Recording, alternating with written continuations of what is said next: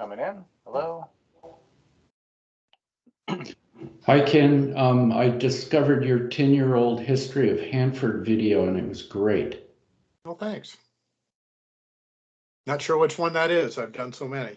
Was that the one with Dr. Don? I don't think so, but you Okay. kind of just ran through all of the work that had been done over the first 20 or so years. It was comprehensive and very educational. Oh, good. Thanks.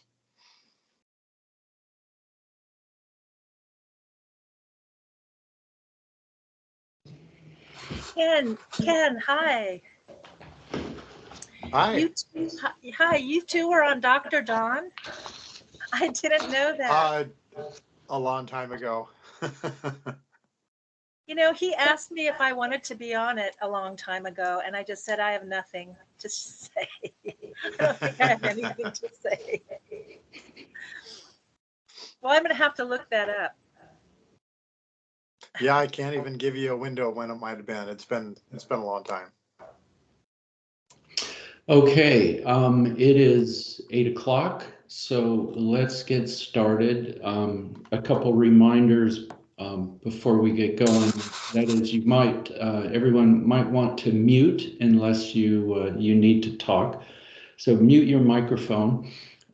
This meeting is being recorded, and there will be an opportunity for public comment toward the end of the meeting. So we're going to next do a roll call. So I'm going to walk down through the list, and you can tell us whether or not you're present or not. So Mia Burke. Hi, I'm here. Good morning. Tom Roberts. Susan Katz. Justin Iverson. Yes, present. Ken Niles. Yes, good morning. Mary Lou Shones. Aaron Ashley. Stephen Bedrick. Hello. Laura Feldman. Present. Jim Doherty. Yeah, good morning. Morning. Rep Levy.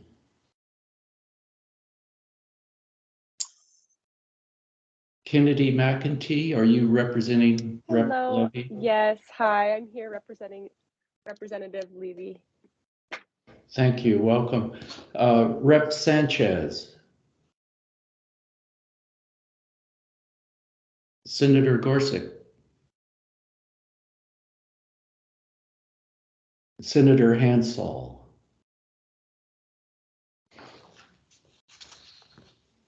Okay, if people join late, I'm sure Mark Reese, you can catch them. So the next order of business is the approval of the October 2022 meeting summary. Mark Reese sent that out a week or so ago. So are there any changes, modifications to the summary? If not, then can we approve the meeting summary by unanimous consent? Any objections? Hearing no objections, the meeting summary is approved. So next, Laura Feldman would like to offer a land acknowledgement. So this is something that's being more common across government agencies, and including private companies and organizations. And Laura's going to offer a land acknowledgement, and then toward the end of the meeting in board business, we can have a short discussion about whether or not this is appropriate and whether or not we want to continue with this practice. So Laura, you're muted, Laura.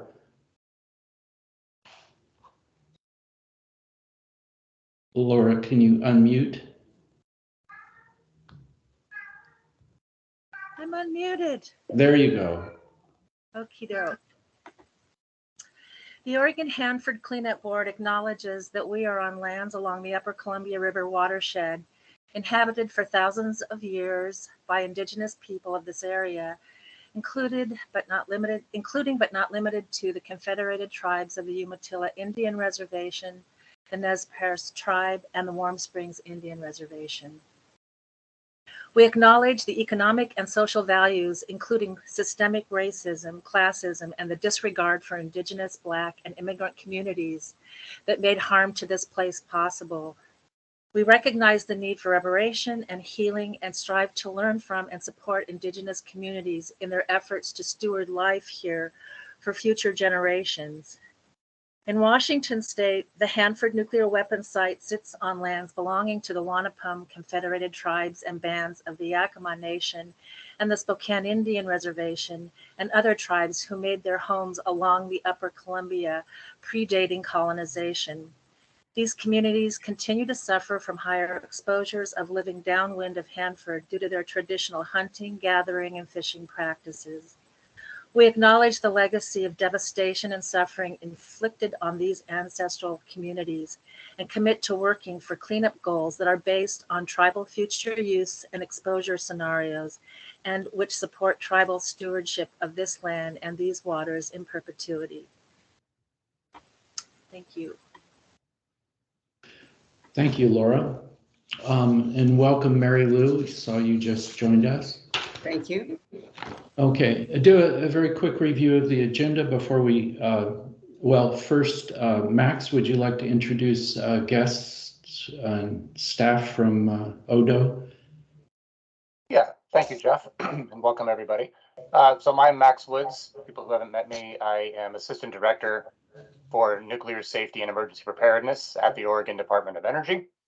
Thank you, everybody. Welcome to the January 18th, 2023 meeting of the Oregon Hanford Cleanup Board.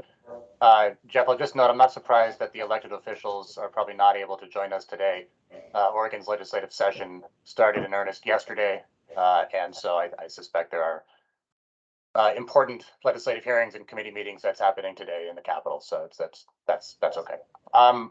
Welcoming to the Odo staff that are here today, I see Sarah Lovetang on camera.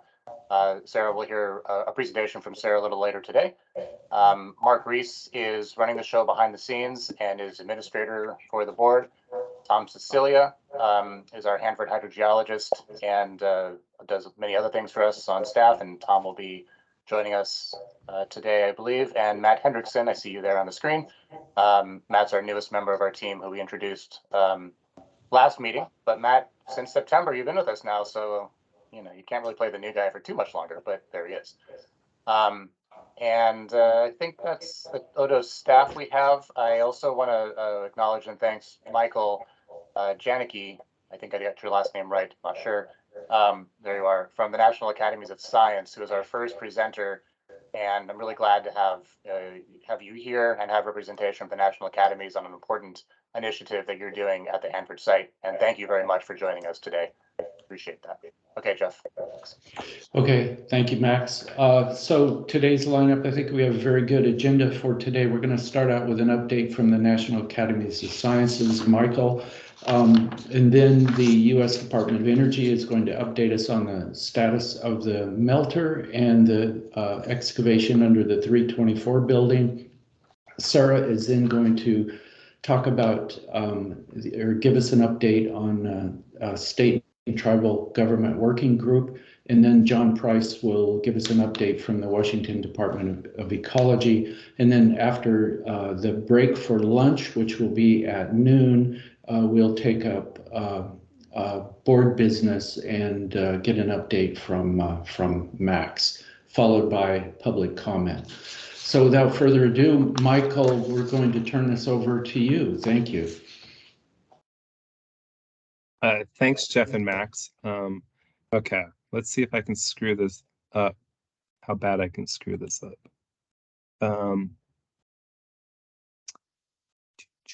Looking for my slides.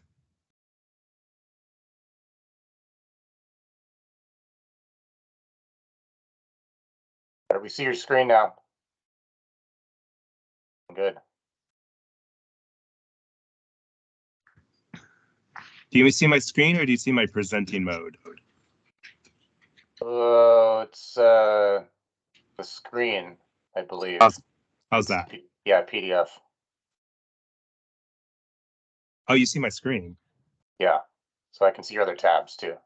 Oh, this is what. Sorry about that.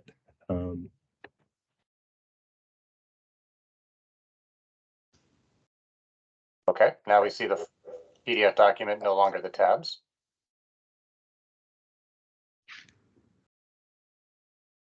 So do you see my screen, or you see a PowerPoint presentation? Now we see the PowerPoint.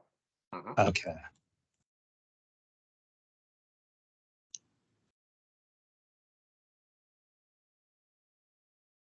Do you see my presenting mode, or do you see my? Yeah, looking good now. Now you're on it. Okay. Okay. Thanks again. Sorry for the hiccup. Um, I guess it's the virtual world we live in. So thanks again. Stop me if you. I was going to go over sort of the National Academy's process, and so before we get into our findings and recommendations. So if I can't see your screen anymore, so throw out a veto if you don't want to hear how the National Academies works. And I am going to claim the newbie badge. I've only been there for 14 months. And so a lot of people have a more storied history with this project than I do. But I'm kind of excited to work on this team and looking at sort of the approaches that for treatment of low activity waste at Hanford with the FFRDC. So just a quick background, this was a congressionally mandated study. This is a follow-on from the 2017 study, and we're acting as a reviewers for the report from the team led by Savannah River National Lab. It's sponsored by the Department of Energy, Office of Environmental Management, and we just completed review 2. A pre-publication was released in the October-November timeframe, and the fully copy-edited version of our report, our review, was published December 30th. It was available before that, but the final publication was December 30th. And so I'm going to try to be kind of careful when I'm describing what's going on. The report will generally be from the FFRDC, and we will be providing a review. So that's setting that, I just want to get some of the vernacular out of the way.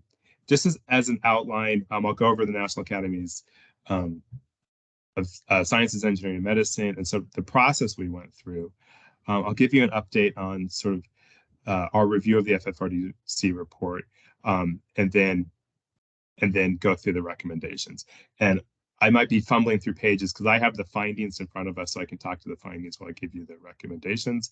Otherwise, it would just be, too many slides or too many words, and half the audience would run out and get coffee. So just a quick overview of our process and the history of the National Academies. We were set up in 1863 under the administration of President Lincoln during the Civil War. And we were set up to be advisors and consultants to the U.S. government. And for that reason, we are a nonprofit and a non-government organization. So we sit outside the government so we can provide that independent voice. Currently today with the National Academies, there are 3 honorific societies: the National Academy of Sciences, the National Academy of Engineering, and the National Academy of Medicine. And we have 7 different program units. The work I'm going to talk to you today falls under the division on Earth and Life Sciences, Earth and Life Studies, but we often collaborate with the division on Engineering and Physical Sciences and the division on Policy and Global Affairs. These are some of the strengths of working with the National Academy. I won't go through them all. A couple things I wanted to point out. Everyone that works on these studies are volunteers.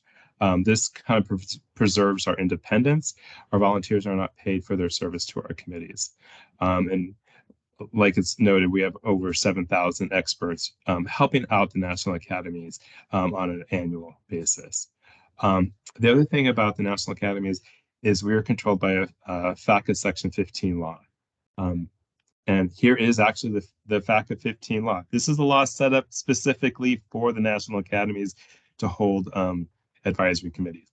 And I'll just highlight this. So part of our the FACA 15 states that we need to have a 20-day public comment period for setting up our committees. And so this allows people to sort of be involved, the public to be involved and help us make sure we're picking the right committees for our studies. We have a pretty extensive discussion with all our committee members to make sure there's no conflict of interest, that they're not bringing biases or bringing their own private soapboxes to sort of promote themselves or their careers. There's also financial conflict of interest. So we have closed meetings where the members are allowed to it's sort of like a jury room. We can have closed sessions that aren't open to the public. And all of our public meetings, the information provided to us can be provided to the public. And then lastly, I think I skipped the point that we can have classified and official use only or CUI discussions. We just have to sort of navigate that with our sponsors. So this is sort of this is the Academy's official figure to show how a consensus studies goes on. The study is defined. I already kind of go over that, and I'll repeat that in a second. The study is defined by the Congressional Act and the contracts that we pulled together with our sponsors. And through that, we also develop a statement of tasks for our National Academy's committees. We then form the committee, and from the committee, we gather information through meetings, reports, and then pull together a review. And like I said, our study was defined by the NDAA, set by Congress. That was a follow-on to the NDAA in the fiscal year of 2017. And so this is kind of a high-level summary. So if we look at the congressional mandate, what was the FFRDC asked to do? They're asked to look at the analysis approaches for treating supplemental low-activity waste. So the treatment methods that we're all familiar with, vitrification, steam reforming, and grouting. Associated with that is the pre-treatment. I think you might hear some updates later about TSCR and other sort of tank side methods to remove some of the radionuclides. And they specifically asked to take an additional look at grout. And I'll just throw this out there. They did this task really well, and we commend them on their sort of analysis. And one of our major tasks was to look at the criteria they were using to look at these different alternatives. What are the effectiveness, the environmental health, and where is it going to be disposed of? Implementation, the schedules, the costs, how likely they are to succeed, regulatory approval, and community and public acceptance. So I'm going to go out on a limb. They were asked to look at the supplemental low activity waste alternatives. Some things that always come up are tank integrity, and other aspects that happen at Hanford. We know they're all tied together, but they weren't specifically asked to look at, I'm just going to call it tank integrity because that's going to come up a little bit later in my discussions. And so that was what they were congressionally mandated to do. So what was the National Academy asked to do? The National Academy was asked to look at the framework of decisions that they were set up to go through their alternatives. And are they using the right criteria? And what are those criteria and the other things associated with them? And the criteria I listed on the previous slide. So did they do that effectively and correctly? And then did they also take that additional look at grout? And so that's what we were asked to do. We were not asked to look at, pick or choose what is the best alternative. We're not asked to sort of go into a deep dive into all their analysis and previous reports. We were just asked to sort of give a critique of their report. And so we just finished our second review. And so back to the word critique, this isn't a criticism of their report. This is a critical review. And so, sometimes someone's asked to review a paper, a peer-reviewed paper. A lot of times the criticism is very negative. But we wanted to include in the report a lot of the positive work they did, and then help them to sort of pull together a report that is more approachable by stakeholders and decision makers. We don't want a report that's written for scientists. Scientists aren't going to be making the decisions in the end. And so the next step, we have our statement of tasks, and the next part is to pull together the study committee. We go through nominations, we pull together a committee, we interview them. There's a 20-day period, and then we make sure there's no conflict of interest. And with that, this is the committee that was formed. So it's a committee plus one consultant. The consultant can advise the committee, but isn't part of the consensus. His voice doesn't have to be involved in all the meetings. We asked him to help us as a industrial expert on waste forms. And so the committee, some of you are probably familiar with these spaces. We have experts in grouting, vitrification, fluidized bed steam reforming, regulatory affairs, transportation, some of the legal aspects, and managing DOE facilities, as well as economics and some engineers. So, and that's probably a very high level. Most of our community has expertise outside of their sort of named expertise, and so it's a really strong committee to sort of to look at the FRDC report. And so with that, we form the committee and we can move into the meetings and gathering the information. And this is a little bit unusual for a National Academy's program because it's iterative. There are 3 reports from the FFRDC, and there'll be 3 reviews. And currently, we just finished the 2nd iteration, and we're starting the 3rd iteration. And so, with the start of the 3rd iteration, the final report from the FFRDC was released to us publicly on Monday. I can't think of what day of the week it is right now. We received it Monday. It was posted to our website on Tuesday. And if it isn't publicly made, if it isn't made public, if it isn't made available to you easily, you can go to our website and download it and read their final report. So the last thing I want to touch is on our review process. We have a fairly extensive review process. We don't review our own work. We don't necessarily look for reviewers as well. We have a report review committee that is set up.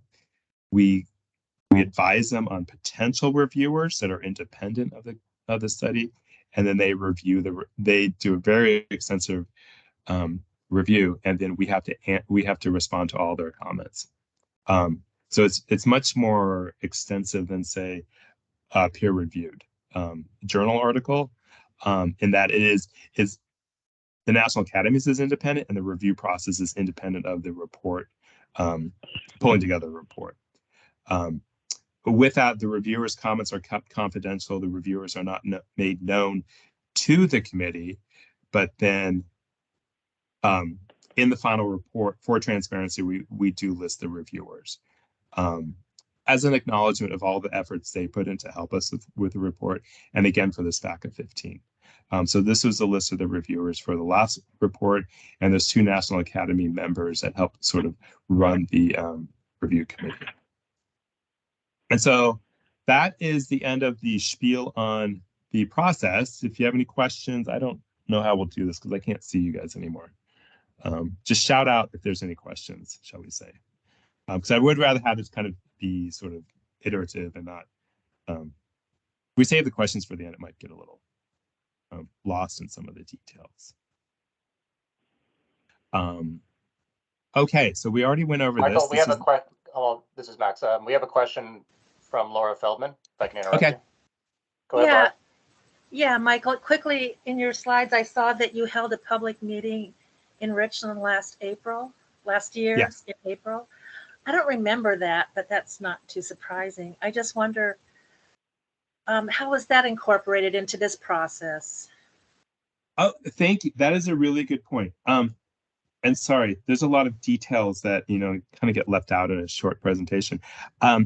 We had part of the congressional mandate was a 60-day public comment period. So we had 60 days where people could submit their public comments, and we did hear from a number of the tribal nations, if not in Richland.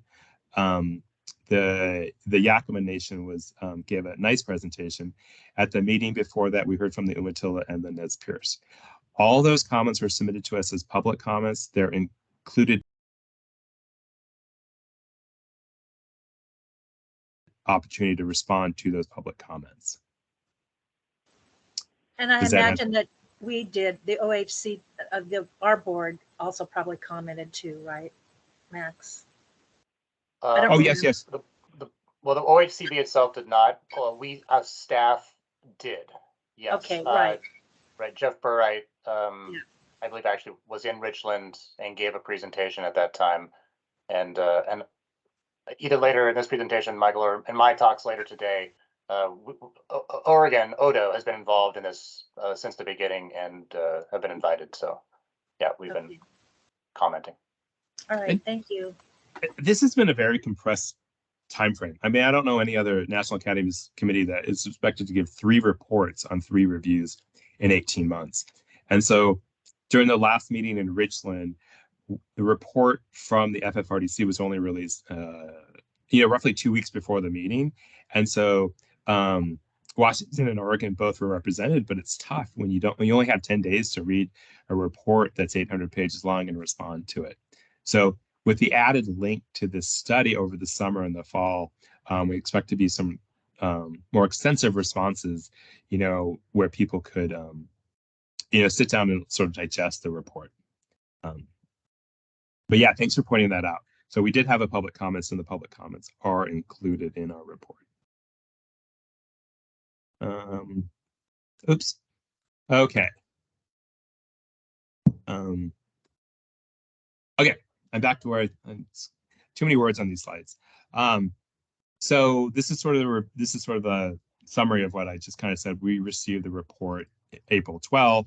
We had our meeting the 26th to the 28th. Hopefully I said this before. Many of the findings complement the team on all the work they did in the analysis.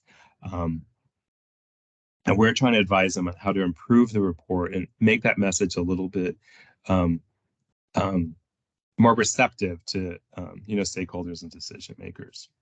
And so we did come up with 13 recommendations and finding to support those recommendations. And so I'm going to go out on another limb. I'm going to give you the list of I'm going to go through the recommendations based on sort of their how they floated to the surface in discussions with the FFRDC. And so some are a little bit more important to them. And then sometimes some of them are actually, just stylistic, some of these graphs we don't understand. So some of that is also in there. But so this is sort of, the level that, they thought was pretty key to sort of them moving forward to improving their report. And full disclosure, this is a chemical engineering's view. We have a lot of lawyers on our committee that might have a different discussion. So one of the main recommendations is this is going to get complicated. The recommendation to discuss that the FFRDC gave a recommendation on in their report. And that recommendation was to take sort of a multi-pronged approach for on-site and off-site grouting with on-site and off-site storage. And so if you remember from their report, they weren't really expected to make a recommendation, but behind the scenes, there is this expectation that they will be making a recommendation for the decision makers. And so our recommendation was, we see why a recommendation was made, and we just decided that the FFRDC needed to put a little bit more clarity on how they came to those recommendations. Their decision tree process is a little sort of befuddled in about 200 and I think 120-page appendix on how they made these decisions. And so I guess we're just asking for a little bit more transparency on how they came to these recommendations. And this is going to come up a couple times. The FFRDC, when it came to regulatory and public acceptance, they were sort of uncomfortable with that. That criteria is really hard.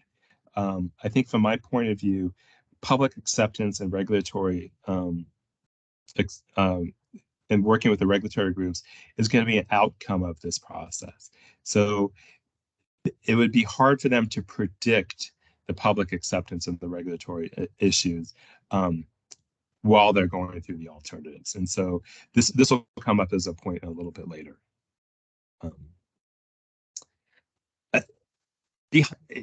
It's hard to have any discussion without discussing tank integrity. You know, what would the alternatives change, or the timeline slip, or the cost become affected if there's a double shell tank failure? And so the FFRDC states that there may not be significant changes if some of the tanks weren't available during the sort of timeline of the Hanford process for removing the waste from those tanks. And again, this didn't fall, they weren't asked to look at this. And so there was no analysis from them. And we recognize that the analysis is going to need to come either through a congressional mandate or from the Department of Energy Office of River Protection. So what we asked them to do was just to sort of send the reader in the direction of where the reports are that can discuss the double shell tanks. And there's some excellent reports from Hanford, and even some of the work they did for ecology, looking at their I might get this backwards. System 9 scenario 5, or system, I think it's something like that. They have reports, and I can send you those reports on, you know, what happens to their timeline in case there's double shell tanks aren't available. Another high level thing that were part of our discussion was this question of onsite and offsite storage and transportation. And so what we sort of asked them to look at was one of their alternatives is on-site, off-site transportation disposal. And they did a cost analysis, and we just asked them to kind of separate out the two. You know, they did the off-site, and then they did on-site, off-site. And so there's that third piece, you know, from an economic and cost point of view. What if it was just on-site? And so we just kind of asked them to call that out. And then part of this public acceptance and regulatory, you know, and this comes up quite a bit, especially with you know, talking with stakeholders, is this idea of orphan waste. What if, you know, they select a site in Utah or Texas for offsite storage, and then for some reason that offsite location isn't available, or the transportation to get it there isn't I'll throw out cost effective, but you know, it could be other things other than just cost. And so one of our recommendations was for the FFRDC to go back and just sort of discuss some of the impediments to on-site and off-site storage, and you know, how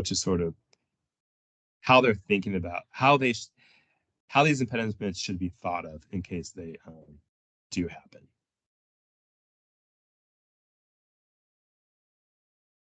And I forgot to sort of lay out how we categorize these, and so that these are these A, B's, and C's, and so the delayed start of vitrification was a C. And so the committee felt that somewhere in the analysis, if there's a delayed date for vitrification, there could be added costs, and so this wasn't specifically called that, and we just asked them to sort of look at this as a possibility included in some of their timelines. And I sort of already discussed this. This is our recommendation J, and this idea of orphaned waste. And so this is kind of a, I mean, personally, I feel like this is a tricky conversation. You know, how do you discuss? I mean, we're, you know, over the next 30 to 40 years, you know, how do you discuss the availability of someplace out of state, either probably Utah, Texas, maybe Nevada, New Mexico? How do you discuss what will happen if those sites become unavailable? And so this is just the report was written to assume that these sites are available, and the committee just wants further discussion about that. You know, what would happen if they do become unavailable?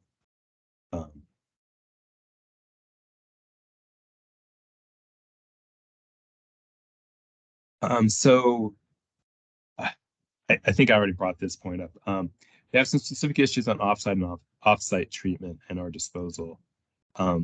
Again, the difference between onsite and offsite weren't put forward as one of their recommendations. Their recommendation was offsite or offsite and offsite transition to onsite.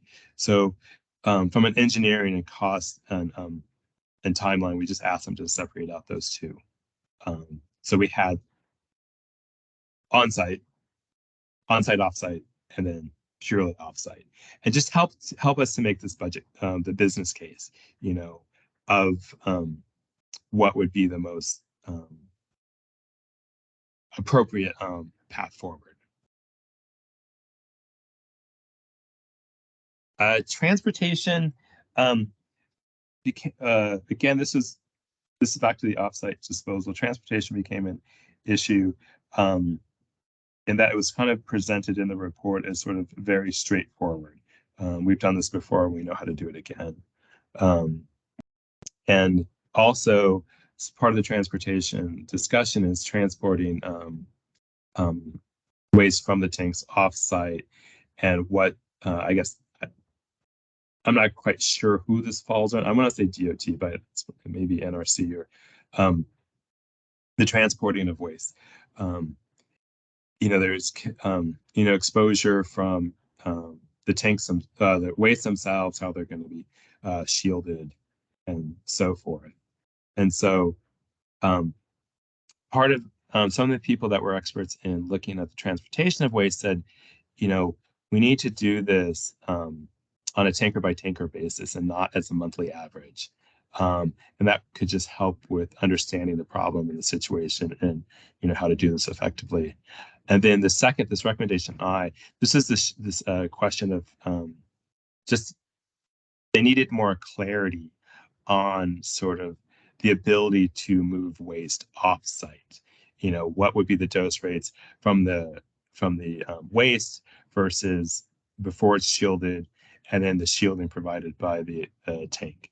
So there was just some language in the report that we wanted clarity on, and just to be specific, you know, and maybe, you know, I worked at Los Alamos for a couple decades. We often do like a what if scenario, you know, what if? So what if the waste exceeded the dose rate? What would be the mitigation for that? You know, dilution, making it a smaller shipment. So that. What is so this is LSA waste, please? Excuse me. What is LSA waste? That is an acronym I'm not super familiar with. It means low specific activity. Okay, thank you. I could get L and the A, but I didn't remember the S stood for specific. And Michael, we have another question, if you don't mind. Laura Feldman, go ahead. Sure. Yes. Last month, USDOE came out with, rolled out a new plan for doing outreach for consent-based siting to all communities, where they apply to host the waste in their community and are paid for it. And they were using the American Anthropological Society to help them do this community outreach. And I wonder if this is included in your look at orphan waste, because this is orphan waste, and this was of great concern to some of us. And I just wondered how that fits with what you're looking at. Yeah, I mean, orphan waste is sort of a, I'm gonna have to say no. I mean, orphan waste is sort of,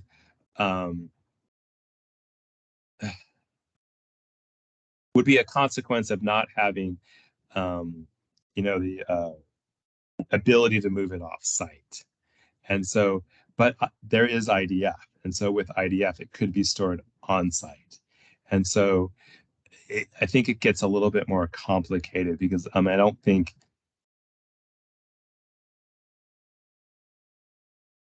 I don't know if I can appropriately answer that question. Well, Michael, I'm happy to send you the information, that we were looking at. We just had the National Academies just had a briefing on community site approval for Department of Energy from their EM offices. And so we did have that hearing, but yeah, you can that would be great if you could forward me that information. Okay, will do. Michael, on recommendation I.2, I'm just having a little trouble understanding what that sentence means. Can you explain that, please? Yeah, I think a lawyer wrote that. I have been involved in shipping nuclear material, and generally, for the operators and the people involved, you look at sort of the radiation from the material, and what it. Okay, I'll throw you some numbers out there because the numbers are in the report. I think for the material cannot be shipped unless it's 1 rem on contact, and it couldn't. And then it can be shielded, and the shielding can be the tanker. And the tanker, I think it was 100 millirem at 3 meters. And so some of the lawyers involved some of the lawyers on the project thought there was a slight discrepancy with some of the rules from the NRC. So they just wanted some clarification. So I wasn't quite clear about the inconsistency myself because I'm not an expert in the NRC regulations. But there is this dose rate from the material versus the dose rate after it's shielded. And those were the 2 numbers that I remember from the report. Does that answer your question? I guess maybe, but so this liquid waste could or could not be shipped in tankers. It can be shipped. Okay, again, this isn't my expertise. It can be shipped in tankers, shielded, and I think the tanker can be the shielding, and the dose needs to be less than 100 millirems at 3 meters. Okay, thank you. And those are NRC regulations for shipping nuclear material. So is the LSA meaning that much radiation at that distance? Is that what that is defined as? No, I think I suspect LSA would refer to the radionuclides in the mixture and the overall activity of the material.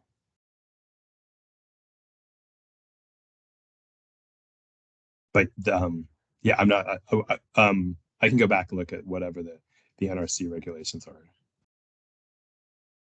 are. I might add something that could help. The LSA is more of a measure of the amount of radioactivity per unit mass. So it's a very low specific activity. The problem with that is when you're defining that versus transporting it, you define LSA material by the material itself before it's shielded or anything like that, versus the transportation rules, which take into account how it's shielded and the dose rate to the public on the outside. So it's just a measure of the material inside the container versus the dose on the outside of the container.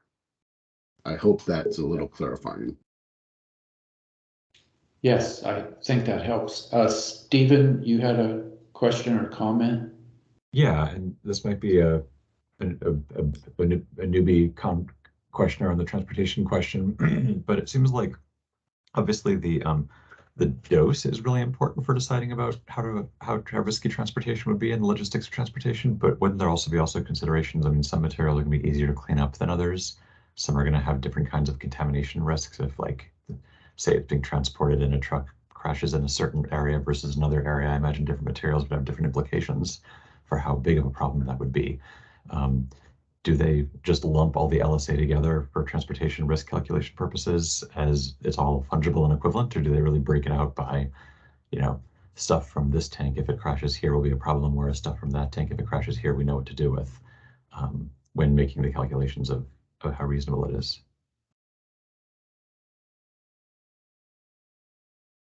I'm hoping someone else can answer that, because I think you bring up a really good point about, if this is an alpha emitter, a beta emitter, and then there is a whole entire chart on the attractiveness level. But that sort of heads more towards a special nuclear material and not so much nuclear waste. But I'm afraid I can't answer that. Well, thanks, Michael. I think you can see there's a certain sensitivity toward transporting nuclear waste across the state of Oregon. Mary Lou? Yeah, did the analysis consider the ability of the current railway system to handle those masses?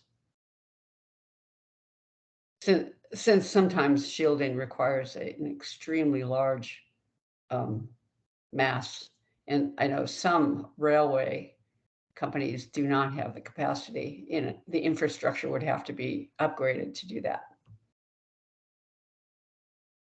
Yeah, thanks for the comment. I mean, all of the material that's being discussed to be shipped is low activity, and the shielding can be often pretty simple. Double containment, maybe stainless steel. It's not like high activity material where you're thinking about lead walls and the such. But that is a good point, and I think one thing I'd like to point you to is sort of the Western Governors Association has been discussing this, and they have come out with some recommendations. And sort of, if I put on another hat for another job, as we move towards a sort of a net zero, net zero carbon for energy security, these are other issues that will have to be brought up as we move towards small modular nuclear reactors for energy, to sort of to lower the amount of CO2 in the environment. And so, I mean, these are, outside of just nuclear waste, there could be an issue with just nuclear material being moved around for small modular reactors, fuels, spent fuels, and such materials such as that. So there's a much bigger conversation outside of just nuclear waste.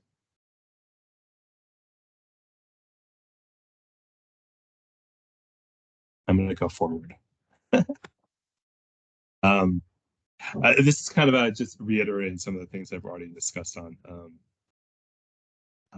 So some of these recommendations fall into two categories.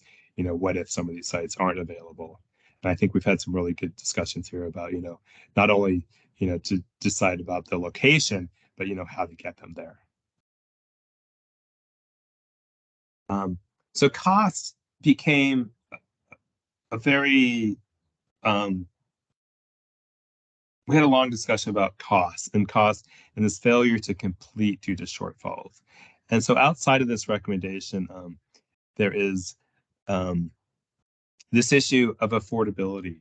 And what we asked the FFRDC to do was to remove the adjective affordability, because affordable may have different connotations to different people. And so what might be seemed affordable to one person isn't affordable to somebody else. And I mean, that didn't come out right. But also, there is a cost, and we're not only talking financial, but we're, talking about land use, and we're returning the Hanford reservation to, to the state of Washington and the tribal nations. And so, we sort of asked them to sort of remove this affordable adjective, and affordable might change over the next, 20 to 30 years. And so we asked them to do a better life cycle cost profile with some sensitivity. How would these alternatives or these timelines change as the amount of funding fluctuated? And so I think we summarized it in the final sentence there. They should compare and contrast life cycle cost profiles with the sensitivity analysis. If you had $2 gazillion versus only 100 million, what would the what would your choice of alternatives look like? Again, we asked them to sort of clarify some of their report on the assumptions they did for the cost analysis, especially over like the next 20 to 30 years. And then some of their graphs were a little bit quantitative. We asked them, and I hope they sort of take us on this advice. For the public, for stakeholders, it'd be nice. It's not clear. It's probably lost in the reports more. I mean, if I haven't told you, the report's 800 pages long. We asked for a graph showing the different alternatives and how much waste is removed per year.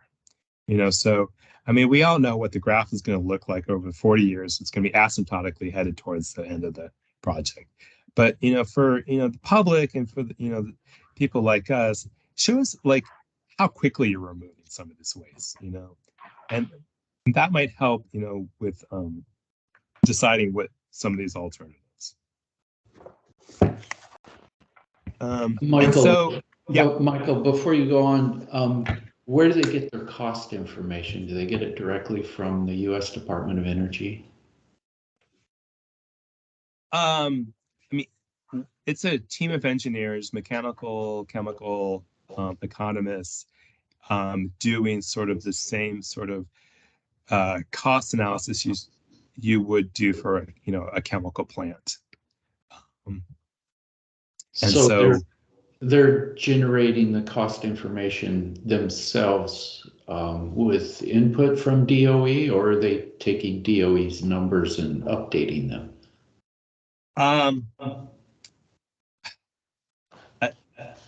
The latter, but not so much taking the numbers from DOE.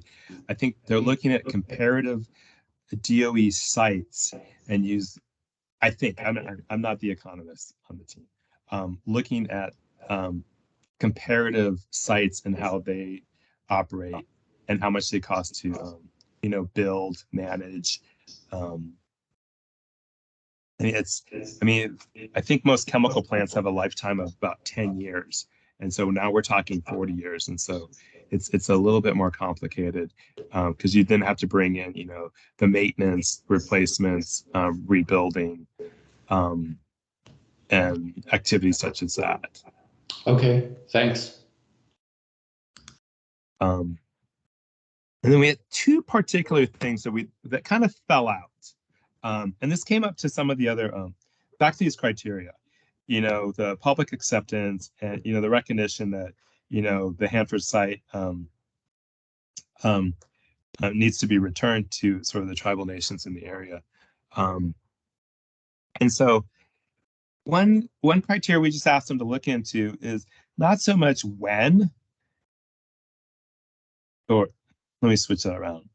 Not so much, well, how soon could it be returned, and how could they minimize the footprint of what is what will remain as a DOE EM site. So we just asked them to sort of think about that. Back to this public acceptance and looking at the affected communities.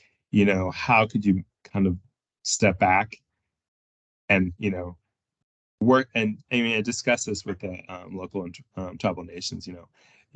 How much can it be returned, and with these alternatives, what would change the timeline and how much land was returned. And lastly, this recommendation L. This is one that just if you go through, especially some of their reports, which jokingly gets down to about font 6.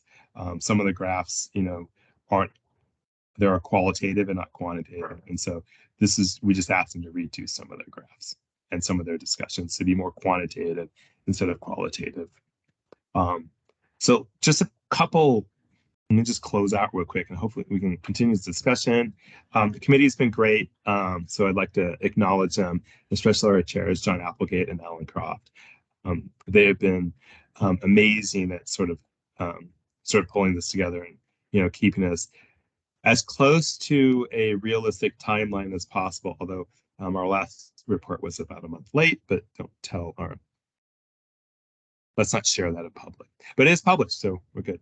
And just lastly, we will be having our the report, the final report from the FFRDC was released publicly on Monday. We will be returning to Richland for a meeting on January 31st and February 1st to hear from the FFRDC on how they revised the report based on our review. So with that, I'd like to thank you for the invitation and let's open it up for questions.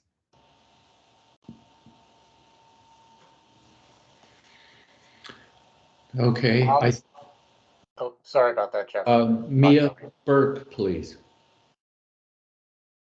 Hi, Michael. Thank you for the presentation. I attended the meeting on January 11th, and you mentioned the System Plan 9 Scenario B, and it's my understanding that that Scenario B won't be in the System Plan 10 that's coming out, I believe, in May.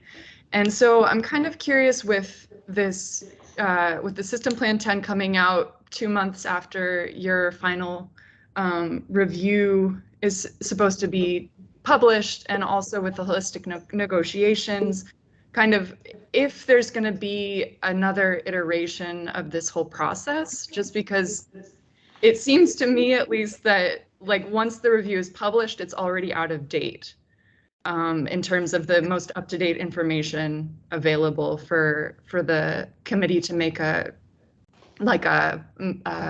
review, if that makes sense. No, you're totally correct. And we've struggled with this. We all recognize the holistic negotiations are going on behind the scenes. There's been discussions on the AOA, the analysis of alternatives. Exactly, thank you. Which we haven't been privy to see. And so it's difficult. We can only do our report and our review based on what the information we're given. The FFRDC might be privy to some of that information, but for us to have that information gets a little bit complicated. It's not quite, excuse me, it's not quite like working with classified information, but if it's controlled unclassified information, that it sort of limits us in having public discussions on that. But yeah, I mean, you're completely correct.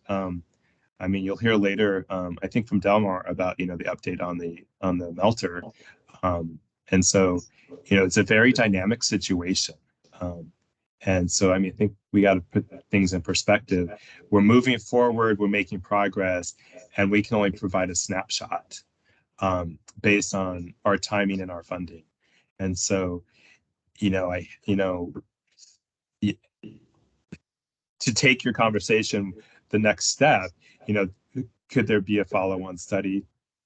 Yes, it would have to be mandated, but it would be mandated by Congress. Okay, Tom, Cecilia, I think you're next. Yeah, I just wanted to clarify, is the link to download the document live? Because we've been looking for it and haven't been able to get to that. So if it is live, if you could throw it in the chat, that would be extremely helpful. Oh, okay. I am going to try to get there without ending this. Oh, wait, let me stop sharing.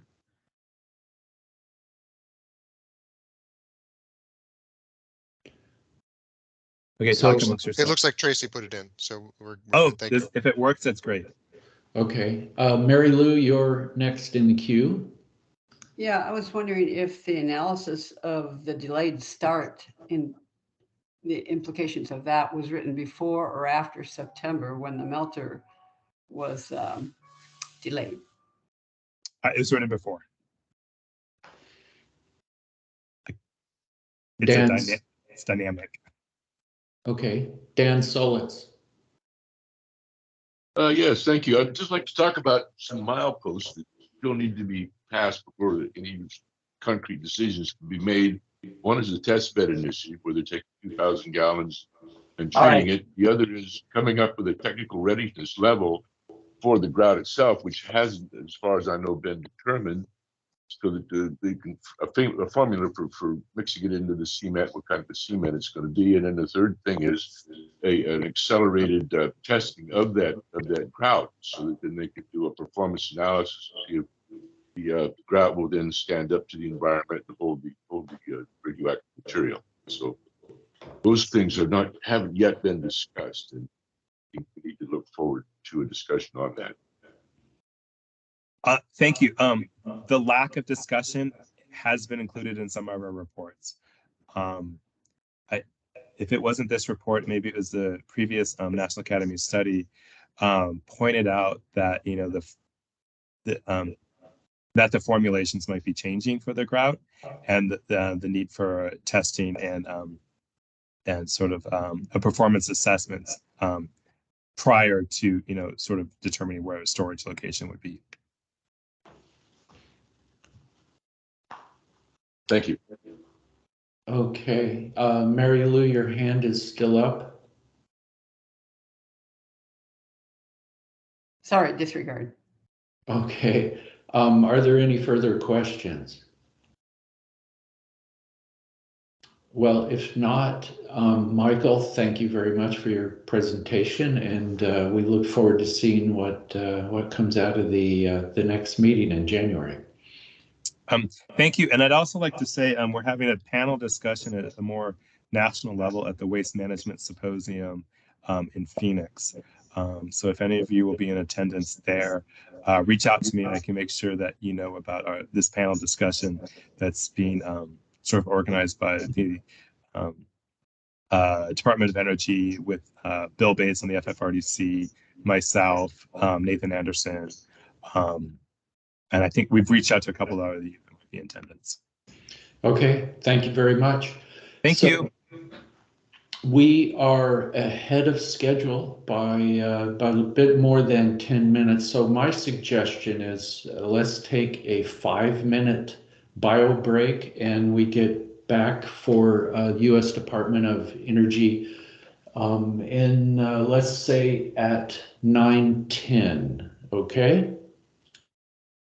We will resume at 9:10.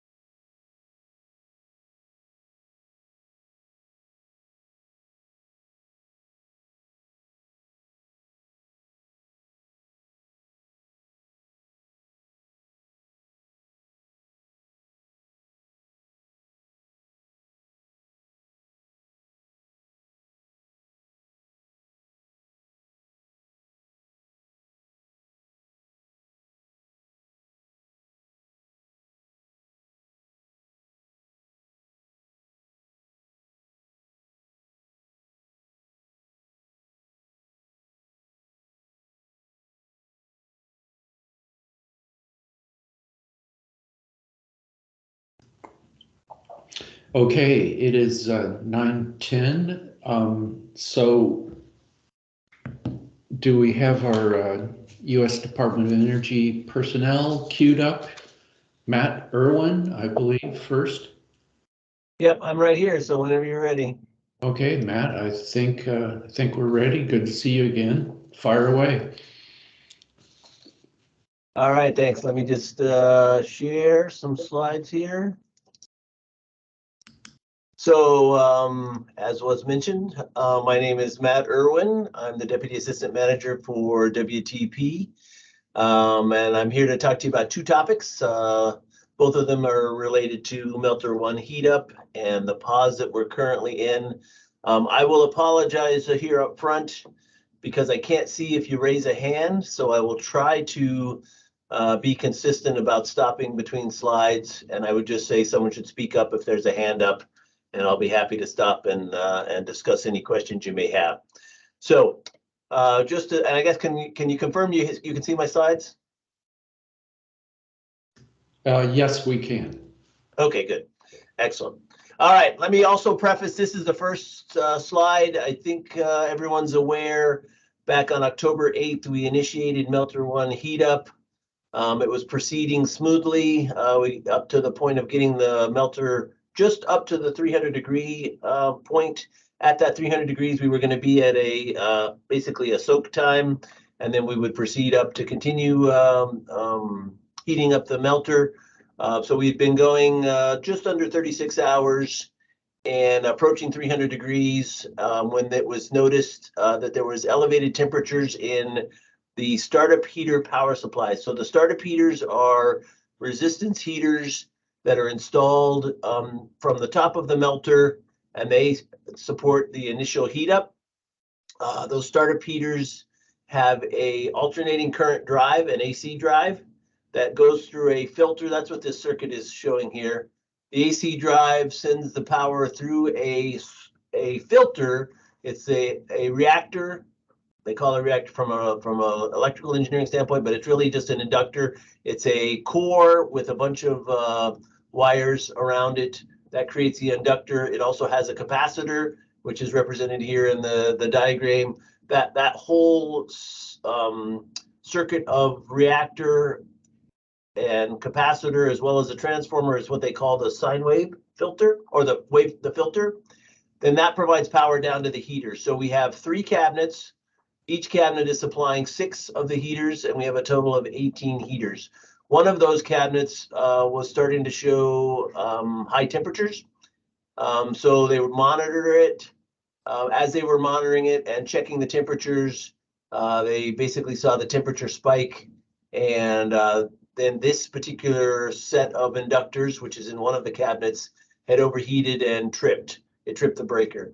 So the decision was made to have a controlled cool down. We cooled down the melter and went and did an inspection, locked it out, went and did an inspection, and that's when these damaged line reactors were identified. This was the most significantly damaged set of inductors. There were 3 different cabinets, as I mentioned. The other 2 had less evidence of damage. And so we then went through a process of trying to evaluate the causes for that failure. What we found was, and this was through modeling using Bechtel and contractor technical experts that were brought into town, as well as we had a Montana State electrical engineering professor do some independent modeling, but they went and did modeling of the overall circuit. And although the modeling indicated that it's called induced currents, magnetically induced currents called harmonics, the harmonics of this particular circuit at low power levels, so that's 20 to 30% power levels, were much higher than they were at full power, which is where the heaters are running at full power. And so the original design had looked at this circuit running at the full power configuration with the assumption that that was the bounding situation for the circuit. In reality, due to the harmonics in this particular design circuit, there was excessive heat generation. The cores of these inductors were not designed for that higher heat to dissipate the heat. That was further compounded by the location of the inductors in the cabinet, and the filters for that cabinet were somewhat plugged, which meant we weren't getting as much airflow as would expected. But the airflow wouldn't have fixed it, neither would the positioning. The bottom line is these cores were not designed for the low power that is seen during initial Melter 1 heat up. So that was meant we needed a new circuit. From the vendor, we procured 3 new sine wave cabinets. The sine wave cabinets are a upgraded version. They're about 20 years more current. These are the actual reactors in the sine wave currents, sine wave filters. As you can see, they're somewhat larger. They also are made of different materials, so the heat dissipation is better. The airflow in this cabinet is higher. The sine wave filters were installed, and they connect directly to the existing cabinets. This just gives some of the additional details. Like I said, they're bigger, better heat dissipation. We procured load banks. Those load banks were installed in lieu of the startup heaters, and we went through a full startup heater sequence from 0 power all the way up to full power, with adequate hold times to confirm that the inductors were working properly. So that test occurred in December. So the startup heater power supplies have now been validated that these replacement sine wave cabinets will address the initial problem that was identified during Melter 1 heat up. So I do need to provide a caveat. I'm not an electrical engineer. I'm a nuclear engineer by education. So I can talk at the level you just heard. I can probably answer at least one level down of discussions, but I can't get into the detailed modeling or the detailed electrical engineering. So that's the startup heater power supplies. Do we have any questions on that before I move on to the next part of the discussion? Yes, Matt, I have a question. This is not the first vitrification plant in the country. Did Bechtel use an existing design, or can you elaborate a little bit on how this? So although it's not the first vitrification plant, it is the largest. So part of this is scale, part of this is technology. So there are other electrical designs that have been used in the past, but technology has introduced variable frequency alternating current drives, which are now more the standard used to drive both components like fans and motors, as well as provide power supplies for more static current. So this design reflected some improvements in technology over time, and that would have worked for the 100% power configuration, but it did not work when you were going from 0 to 100. And that's about as far as I can go in the technical part of it. Okay, thanks, Matt. Dan Solitz? Yes, thank you.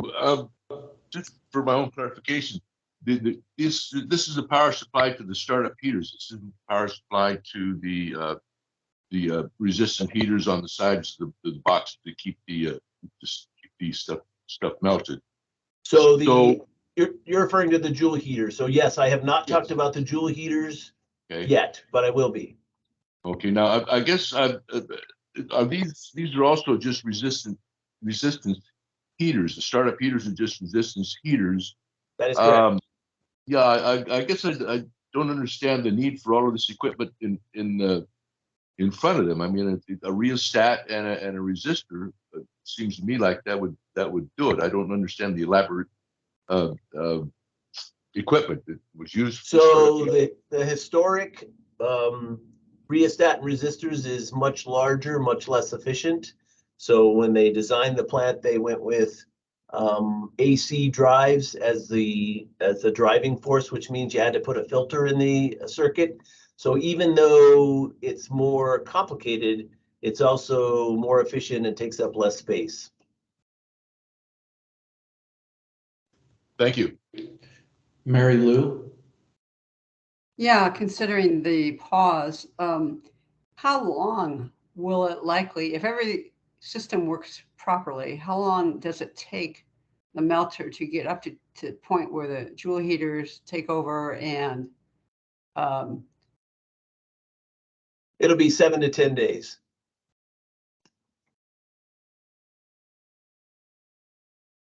For the startup heater function. Okay, Matt, please proceed. All right, so and I alluded to it a little bit, but in addition to the startup heater power supplies, we also knew that we needed to do an extended condition. Do we have any other similar power supply designs that could affect the plant? And we were pretty quickly able to determine that the discharge heater power supplies, so the discharge chute is the chute that the glass passes through the molten glass when it's going to the container. So there are individual heaters in that discharge chute in each of the melters, and there's 2 discharge chutes per melter. Those discharge heaters, they were in use during the initial melter heat up. So they had been energized. There was no indication that they were a problem, but we knew they had a similar design. So we went and did modeling and an inspection of those. In both cases, that modeling found that the harmonics were much lower than what we had experienced in the startup heater power supplies, and were consistent with the design of those filters. And we also, when we did the inspection, saw no evidence of any damage, so that was consistent. So we have high confidence that the discharge heater power supplies will serve their function when we get back into melter 1 heat up. We did the same thing for the joule heater power supplies, and that was something that was just alluded to, right? So when we start initial melter 1 heat up, the joule heater power supplies will not be energized, and they have not been energized for melter 1 heat up. We have done some original testing. When we went and looked at that testing was also done at high power levels, so we didn't check the lower power levels. When we went into the modeling, they did find the potential for higher harmonics. This is not the same vendor as the startup heater power supplies, but it is a similar design. And the modeling didn't indicate it was as high as the startup heater power supplies, but because the joule heater power supplies have to, now there's 2 of them, so you can have one down at any one time, while the other one is keeping the melter molten, the glass molten, but you can't lose both of them. And so because of the critical nature of the joule heater power supplies, we went and did the modeling for those. We did see higher harmonics at lower power levels.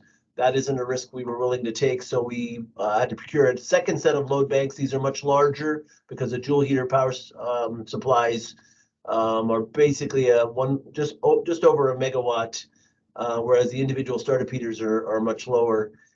Those load banks were received in early January. In parallel with that, we have another vendor who's looking at a line filter that's similar to the one we installed for the startup heater power supplies if we need to replace anything.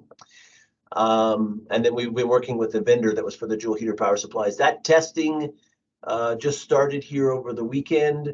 The first set of checks was to take the power supplies, verify all the connections to the load banks, run it up to 100% power, bring it back down for both sides, A and B, A bank and B bank.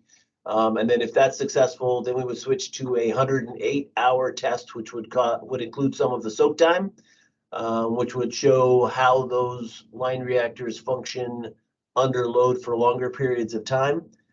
So that started this weekend. The good news is the harmonics were low. The highest harmonics we saw was 4%. Our limit was 10% that we were looking at. So the harmonics were low. Temperatures were well within the bands. So that's all very good. They got up to about 80% of bank A and started to have an odor that was in the melter heater power supply room and a little bit of a haze in the room. So at 80%, they paused. They checked all the readings. We had the ABB vendor, who is the AC drive owner. They were plugged into the individual drives, didn't see any indication of a problem. So they went up to 90%. At 90%, the haze seemed to get a little thicker and the smell was a little stronger. So they de-energized. We spent yesterday doing inspections of the A bank. We found, and we're not sure at this point whether it tripped or was off, but there's a cooling fan. I'm going to share a different picture just to give you the picture from yesterday. There's a cooling fan within the cabinet, the AC drive cabinet. And this breaker here at the top of the cabinet was found open. We don't know whether it tripped or whether it wasn't on, but the vendor says that if it wasn't on, he should have got a alarm within the AC drive itself. He did not get an alarm, and he was monitoring for all of the indications. So at this point, we don't know whether it tripped or whether it was open. But if it's not functioning, which if it's open, it wouldn't function. The cooling fans at the bottom of this cabinet, they provide cooling airflow through the AC drives, and they isolated the smell to these drives themselves. The vendor has recommended that we take them out, put in the spares, and send this back to the vendor to get a more detailed inspection. So right now, we're going to put the B-Bank online, open the switch for one of the cabinets in the B-Bank, and find out if the alarm function is functioning or not. All the other 4 cabinets have their breakers shut right now for the cooling fan. So that's the first part of the test. Second part of the test will be to go in and check the B side drive of the Joule heaters. If that functions, we'll go complete the test there, put the spares in, reperform the test for the A side, and then we could get into the 108-hour test. So as I said in the beginning, the positive part is that the harmonics and the readings on the alpha side up to the point we had gotten to were favorable. We didn't have an overheating condition, so that means that it's that the modeling was conservative and the actual results are better than the model, which is what you typically see in engineering modeling. And if that's the case, we may be able to confirm that the Joule heater power supplies are functioning adequately and can serve the life cycle of a melter, and that would allow us to address the power supply issues and get back into melter 1 heat up. Matt, Questions on that? Yeah, we have a question from Mia Burke. Hi, yeah, thanks, Matt, for sharing this with us. So if the switch tripped, why wouldn't the alarm go off in that case as well? You talked about it being, if it were turned off, that the alarm should go off, but shouldn't it go off when it trips? Yep.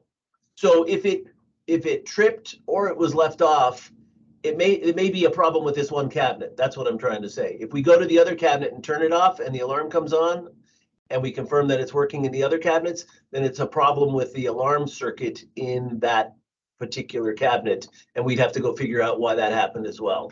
If we find that the alarm function is not enabled for some reason, we'll have to go figure that out as well. But yes, you are correct. We would have expected it to alarm, and that's what the vendor indicated, is that, and all of his temperature indications were favorable when this happened.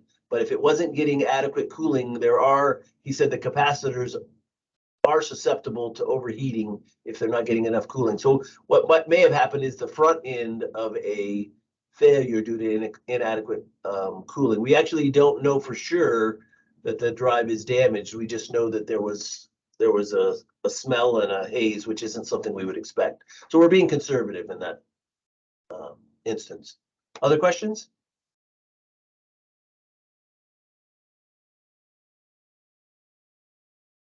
All right, I'm going to shift to the second. That's the heater power supply. That's where we are. If things come out favorable, we'll finish the testing here in the next week to 10 days, be able to button up the system, and then be able to verify prereqs and go back into melter 1 heat up. If we find that it doesn't pass the testing, then we'd have to go to either the second or third bullet, which is to either replace the core of the existing filter or procure an alternate filter. And those are both contractually, they're going through the contractual and procurement process so that it's a parallel path. So that's the power supply. This is just going to give you a couple of pictures. This is the secondary. Matt, Yes. we do have a question coming in from Mary Lou Jones.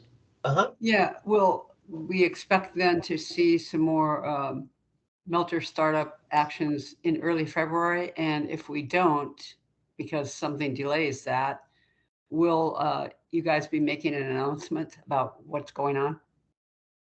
I can't speak on announcements one way or the other. I can tell you from a project standpoint, if the testing is completed favorably, and we don't have to do modifications, then in the February timeframe, we would be going through our prereqs. I can't give you a date because we'd have to validate our prereqs to get back into Melter 1 heat up.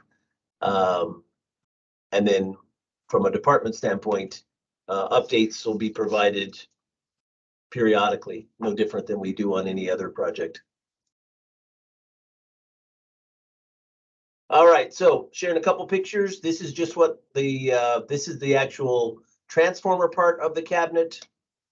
This is the drive. I showed you another. The picture I showed you was from yesterday.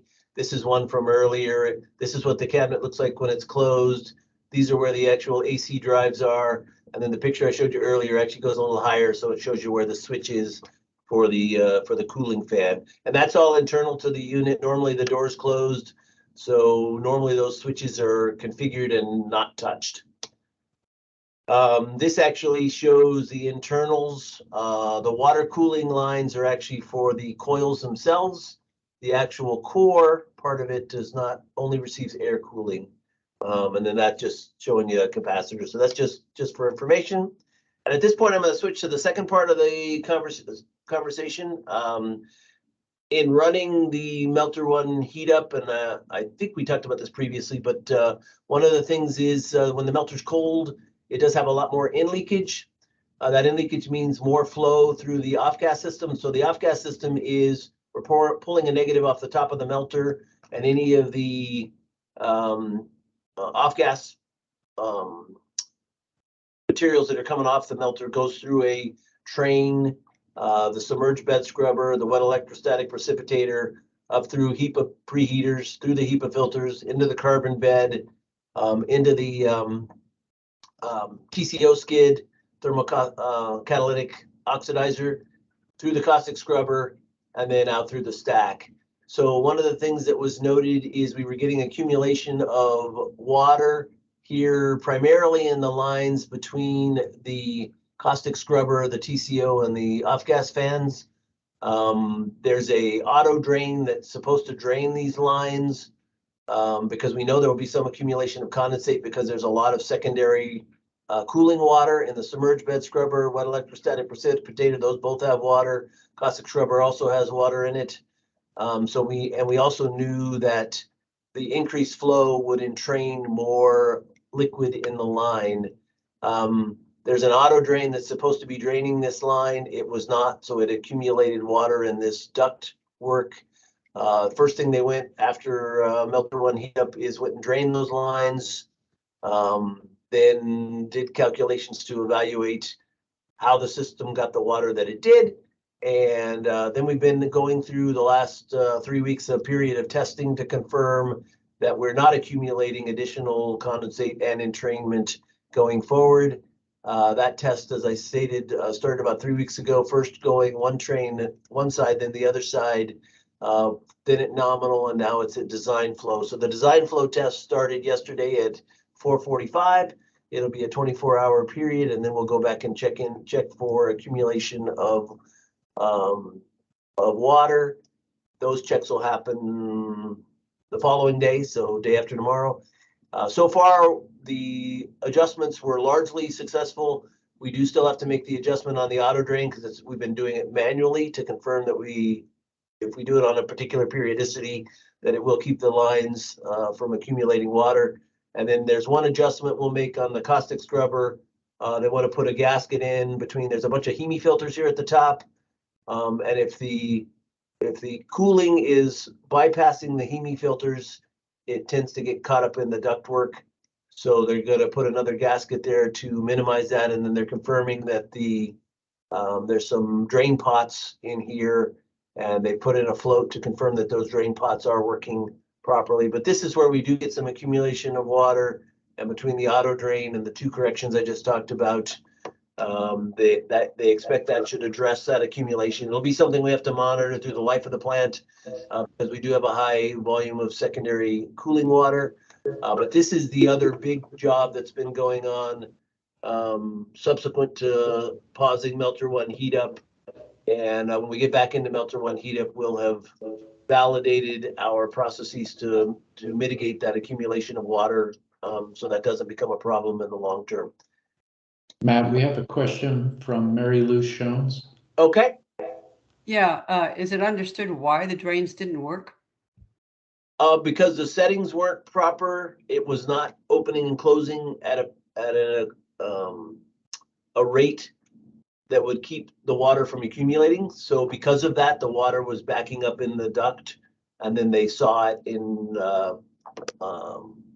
one of the components. They saw water where they didn't expect it, and that's when they went and drained it. Laura Feldman, you have a question? Yes. Where does the cooling water ultimately go? How is it disposed of, and how dirty is it or contaminated? So the cooling water all goes over. The whole purpose of the effluent management facility is to manage that cooling water, and it goes over to EMF, goes through a boiler.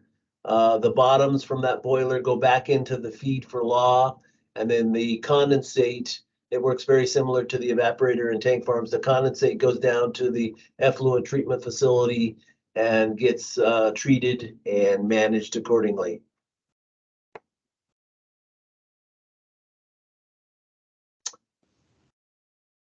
So this slide is just summarizing the steps that I kind of walked you through with the graphic.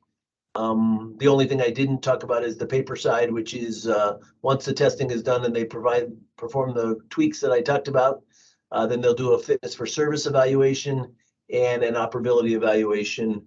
Those are all expected to finish in advance of completing our heater power supply testing.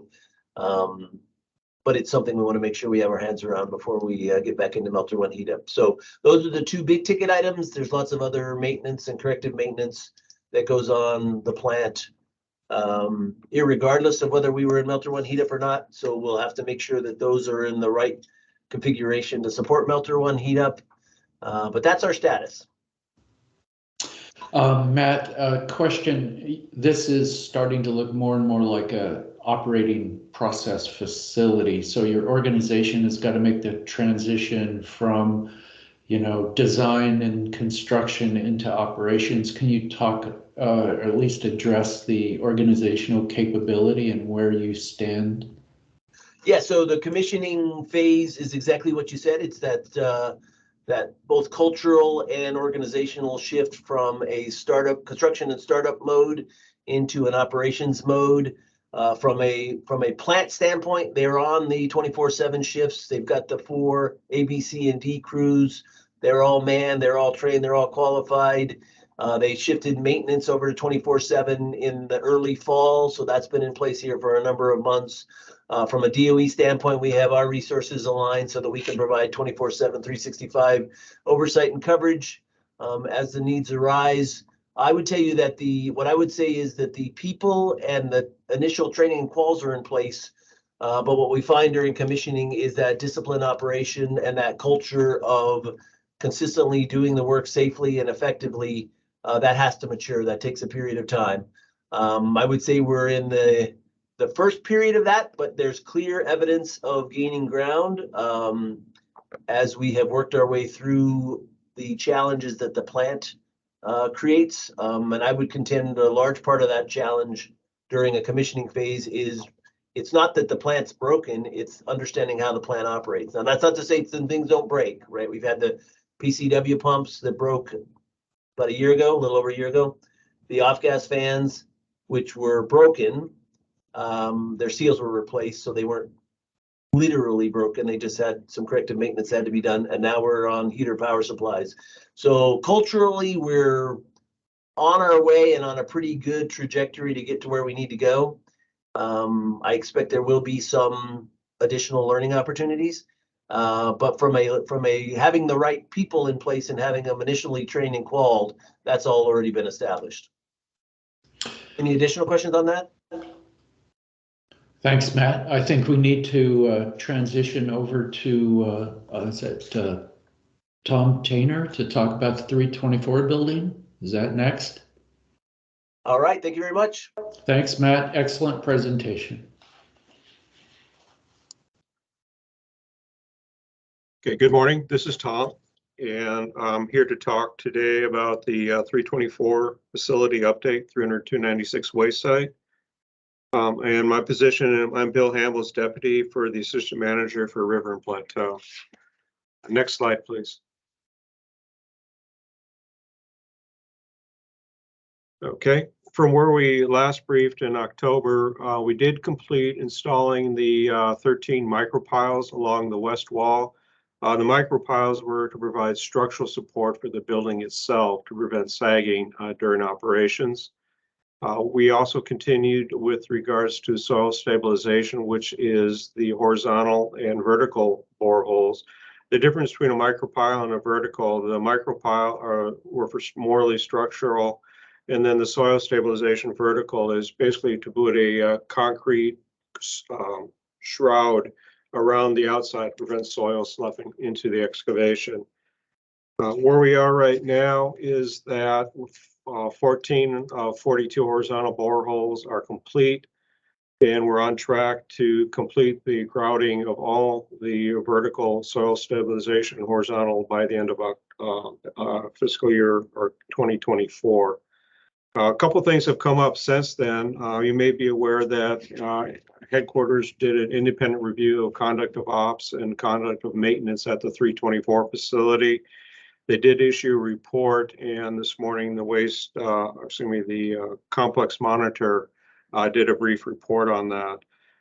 We welcomed the input from independent eyes, and what the report found was that there were no findings, but there were some opportunities for improvement or deficiencies, mainly in the conduct of operations and conduct of maintenance areas regarding record keeping, maintenance of certain equipment or tracking of it, things of that nature. And the work had already started some time ago because our facility reps and project engineers have been monitoring the situation with the contractor, and the contractor has been taking proactive action to improve both. So you may hear about that. The other thing too is that with regards to the horizontal boreholes that we were putting in, we did find some additional contamination under the facility, but outside of the expected waste site. So what the contractor has done is they've come up with a plan to, in the horizontal boreholes, is that they're taking contamination and radiological readings to better define the extent of contaminations. And that's what we're underdoing now. Also with the vertical boreholes that we're doing in room 131, which is outside the hot cell. And then things of that, we're taking the readings as we go forward. Again, all this additional contamination is fairly localized. It's under the facility, and we're trying to determine the extent. We are still monitoring the down gradient water wells. We've not seen any additional or spike in contamination as a result. The main isotopes of concern are also cesium, strontium, as is in the 30296 waste site. So again, I don't have more information than that. We did have one fairly high reading of about 980 R per hour. It's underneath a duct for piping. And adjacent to that, several feet out, it drops off significantly to less than 1 hour per hour. So again, until we get more data with additional sampling horizontal and also the vertical stabilization holes, we'll share that information when it becomes available. So any questions so far, please? Okay, one thing I would like to emphasize is that this additional contamination is all underneath the building. We did verify that. It's just outside the waste site, which is immediately beneath the B cell itself. It's underneath where the entry is to the airlock. Tom, we have a question from Ken Niles. Okay, Ken, hello. Hi, Tom. How are you doing? Doing well. So did I get this right? You said the grouting of the soil will not be completed until the end of fiscal year 2024? Yes, where we are right. Yeah, again, that's just for the soil curtain. We're looking to start removal of the soil in fiscal year 25. Wow. It just seems like this is kind of just plodding along super slowly. Is it a lack of funding available, or is it just being cautious and having to go through all this? What's taken so long? It's not funding related. It's the fact that we've had significant turnover in senior staff. We lost a large number of work planners, which is your experienced nuclear chemical operators that migrate into work planning. Also, the senior project managers have retired or moved on to other opportunities in the complex. It's a number of things, Ken. Right now, with regards to, I mentioned the conduct of ops, conduct of maintenance, we're finding out that a lot of the work procedures need to go back to be reworked as a result going forward to make sure that the work can be performed safely, protect the workers. Again, no excuses, just what we're working with and what the contractor is working through. If we can safely accelerate the work, it will be done so. Also, the drilling itself is extremely tedious in that we're getting a lot of refusal with the boulders underneath. It's not a compact sand structure underneath the building that you might see in current buildings. So we've gone through a number of drill bits, things of that. Again, my comments are not meant to be excuses. It's just, again, what we're facing. Sure, no, absolutely. I just, before the meeting started, I looked back and found it was November of 2010 when this was first identified as an issue. So we're now 12 plus years into this. So, yes, okay, sir. thanks. Tom, I have what's probably a dumb question, but why not remove the 324 building before addressing the subsurface? Why would, can you clue us in on that process? Yes, underneath well, again, open air demolition is not really feasible because right underneath the sump where the leakage occurred, you're looking at over 12,000 R per hour.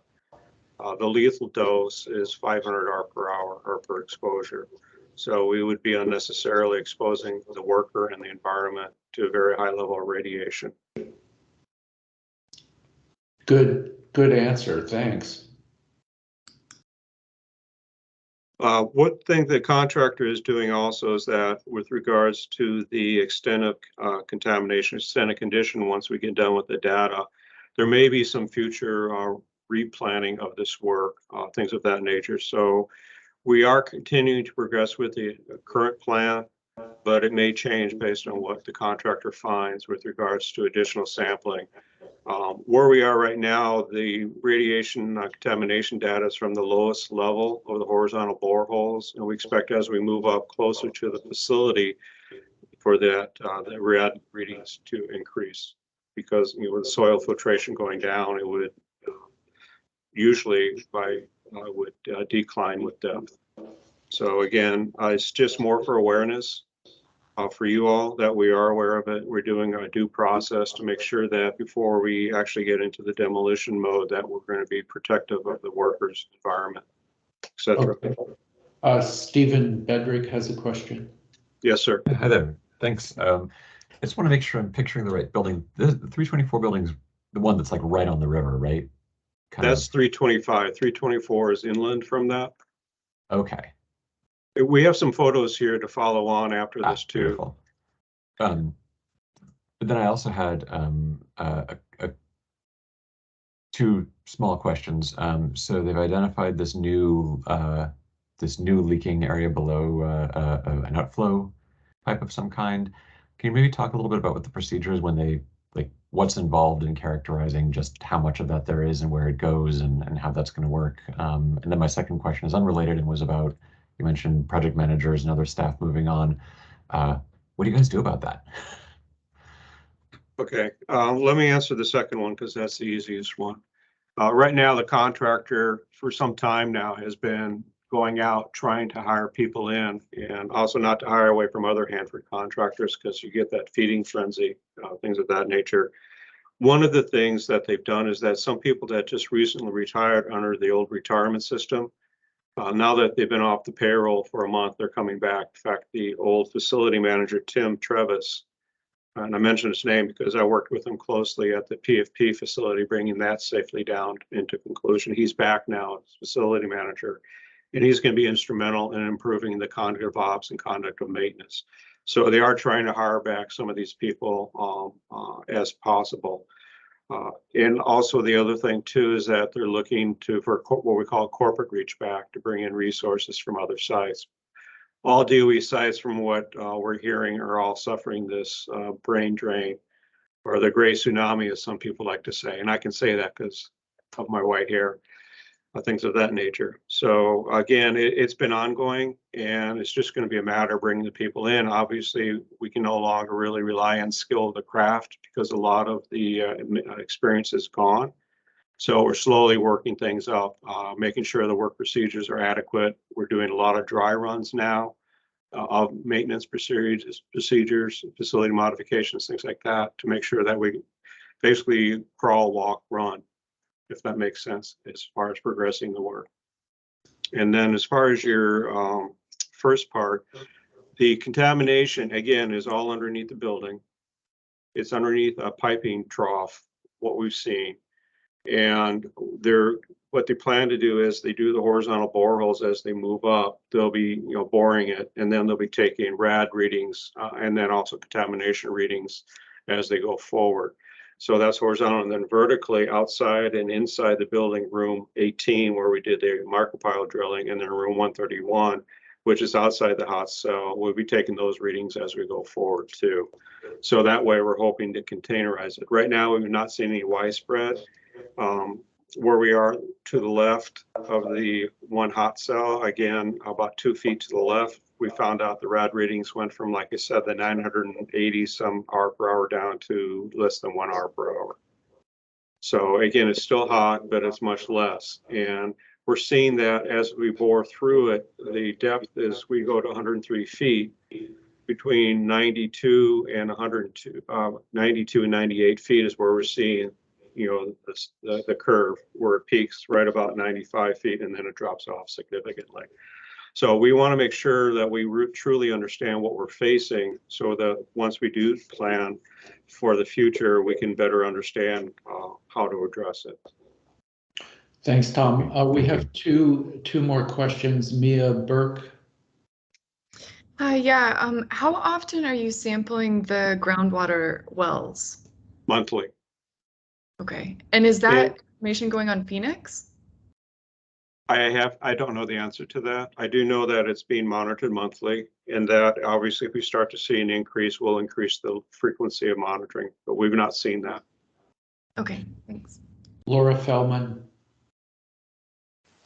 Yes, sort of piggybacking on Mia's question, it's like 1.5 miles from Richland, right? And I'm just curious, how has Richland been exposed over the years, either through the groundwater or atmospherically? Are they adequately alerted to what's going on at 324? Citizens, I mean, are they knowledgeable about this work? My understanding is that we've been pretty open with regards to what we're finding to that 300 area.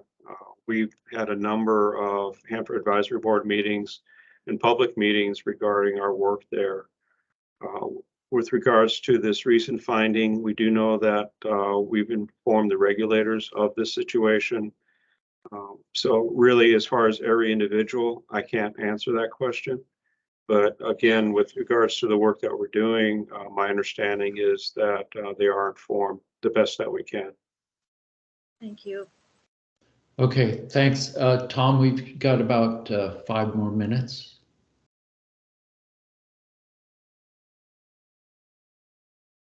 Okay, going to the next page, please. We can show a couple photos. On the left-hand side, I mentioned that the micropiles in room 18, you can see that is the drilling rig that we installed, and to the right is after the drill rig's been removed, and you can see those caps. That's the top of the micropiles. And again, they're there for structural support to prevent subsidence so that the building doesn't subside during actual excavation. Next slide, please. And then again, this is in room 131, which is outside the B cell. And this purpose is, you can see what they go down to the grout block in the lower right-hand corner. Just think of that as shoring to prevent sloughing of soil into the excavation as we move forward. This is something that will be reevaluated based on the additional contamination we found. What we're doing is we don't want to preclude future remediation if necessary by doing the current work. But again, we're progressing with the drilling.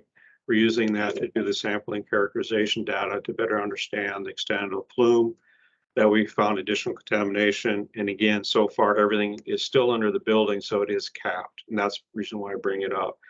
And future changes and plans, I'll be more than happy to, come back and talk to you all, excuse me, about that. Any concerns, please, or questions?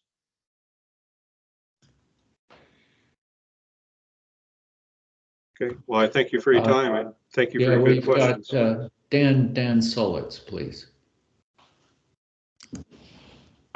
Yeah, forgive me, I've probably heard this before, but I'm wondering what the disposition is of the material that you'll be removing and how will that be handled and where will it go? Okay, right now it is mainly cesium and strontium. It will be, the current plan is to put it into containers and place it in A and C cell and then grout it in place. And then as a monolith, that would be taken to the environmental restoration disposal facility for disposal. And again, too, we made sure that the waste acceptance criteria would allow that to go there. Thank you. You're welcome. Sarah, you have a question or comment?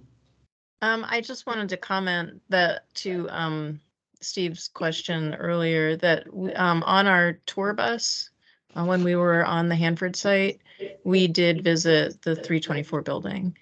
So that was one of the first places that we stopped. That's what I thought I remembered. I just wasn't sure Yeah. exactly which one of the first ones we visited was. Yeah.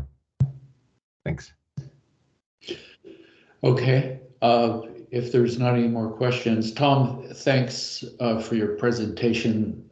This really, I think, put it into perspective for me, especially in terms of the radiological risk of that site. So thank you very much.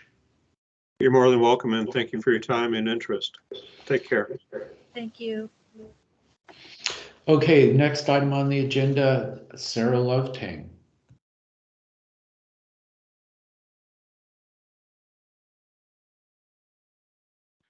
Sorry, I'm having trouble with my mute button there. I'm gonna share my screen. Just hold on a minute. And you should be seeing it right now. Yes. Okay. So I can't really see you folks. So Jeff, if you or Max could let me know if there are any questions along the way, let me know. Okay. So first of all, I have an hour to do this presentation, and it's really not going to take an hour at all. That is what happens when you go on vacation for a week and a half while your coworkers are developing the agenda for this meeting. So if you've got questions, if you want me to pause and go into something, we have plenty of time. Let me know. I'm going to talk about more than just the state and tribal government working group. So I'm going to go through what that group is, and then talk about their priority areas and explain how it fits into this sort of larger consortium of other intergovernmental groups, and then do a really quick overview of the meeting that we had at the end of November.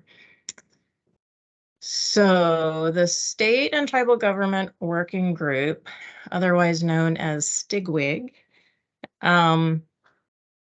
is actually a group that is sort of developed by DOE's Office of Environmental Management. They provide the funding for this group as well as other groups. And so they have a cooperative agreement with the National Conference of State Legislatures to provide staff for STIGWIG in particular. And so it's sort of this big cooperative agreement between the federal government on DOE's side, as well as states and tribes. So the members of STIGWIG are the states and the tribes that are affected by these DOE legacy sites that produced nuclear weapons. And now all of the Superfund sites associated with those legacy sites. The STIGWIG has been around since about 1989, and the purpose of this group is to sort of develop this dialogue between the states, the tribes, and DOE offices, and kind of have a two-way conversation about the cleanup priorities and understanding where DOE is going. So these are the states and the tribes. You'll see that the Hanford states are represented here with Oregon. That's the Oregon Department of Energy represents Oregon in this group. And the state of Washington also has representatives in STIGWIG. And then the tribes, there are the Yakima Nation, the Nez Perce tribe, and the Confederated Tribes of the Umatilla Indian Reservation, as well as the Wanapum tribe sometimes. They're not quite as involved as the other three tribes. So all of these states and tribes bring Hanford issues to DOE. And then we also get to learn from all of these other states that have legacy sites from the nuclear weapons production. And we learn from these states and the tribes. So here's a pre-COVID photo of some of us. This photo was actually taken at a conference that we had, a meeting that we had in Oak Ridge, Tennessee. And we're at like the nuclear reactor there, the X100 reactor, I think, something like that. And all of these representatives from states and tribes sort of break off into these 4 different committees. So there's the Long-Term Stewardship Committee, Natural Resource Damage Assessment and Restoration, Waste Management, and Tribal Concerns. There's also sort of a States Business Committee, which isn't quite as active as the Tribal Concerns Committee. So I'm going to go through each of those committees and sort of cover a little bit about what they do. And these are committees that are within STIGWIG. So the STIGWIG Long-Term Stewardship Committee comes together. It's a group of states and tribes that come together with DOE's Office of Legacy Management. So first of all, one of the things is that the Office of Legacy Management isn't really that old. They developed, I think, in part because of this like conversation that STIGWIG was having with DOE. We also meet with the Long-Term Stewardship Working Group, or LITSWIG, which is a working group that is made up of DOE Legacy Management, Office of Legacy Management, the Office of Environmental Management, as well as the National Nuclear Security Administration. And that group is, I know, was developed because of this sort of conversation that we were having with STIGWIG and some of the requests that the STIGWIG Long-Term Stewardship Committee was making. So One of the major products that came out of this committee was the closure for the 7th generation report. And I can make these slides available to Mark Reese, who can share this on the Oregon Hanford Cleanup Board site. And so you can check out that report with that live link. The Stigwig Waste Management Committee is so new that we've really only had 1 or 2 actual meetings. We've had a few meetings to talk about whether or not we should create this committee, but we've only had an actual 1 or 2 committee meetings. And so far, the conversation has really been about discussing issues at individual sites and kind of what those sites are finding, and is that the same at these other sites. So for example, this discussion about greater than Class C like waste, which is something that DOE had been labeling waste at West Valley in New York. So what does that mean? Why are you defining it that way in New York? And are you going to apply that definition elsewhere? So those are some of the conversations that we want to have with DOE. And then this committee may eventually develop written guidance, but right now we're still sort of feeling out those issues. And by the way, I am not really, don't do generally a lot of work on the cleanup side. And so I am pulling in Matt Hendrickson to sort of take over my role in this committee. So, but Oregon Department of Energy will be part of this committee in some way. And then we have the committee that I am very involved in, the Stigwig Natural Resource Damage Assessment Committee. And in this committee, we are currently developing a draft best practices guidance for DOE on the best practices in doing performing a natural resource damage assessment, but also in sort of the relationships that they have with states and tribes, and the granting that goes on, the funding that goes on in developing the outputs of the trustee council here. And I'm actually gonna take a little side trip here on one slide, side trip, to explain a little bit about what natural resource damage assessment is, because I think some of the newer members of the Oregon Hanford Cleanup Board may not be familiar with this work. It is actually what I almost entirely do for the Oregon Department of Energy. So a natural resource damage assessment is part of Superfund. After a release of a hazardous substance, you go in and you do the cleanup, and that's all part of explained in Superfund.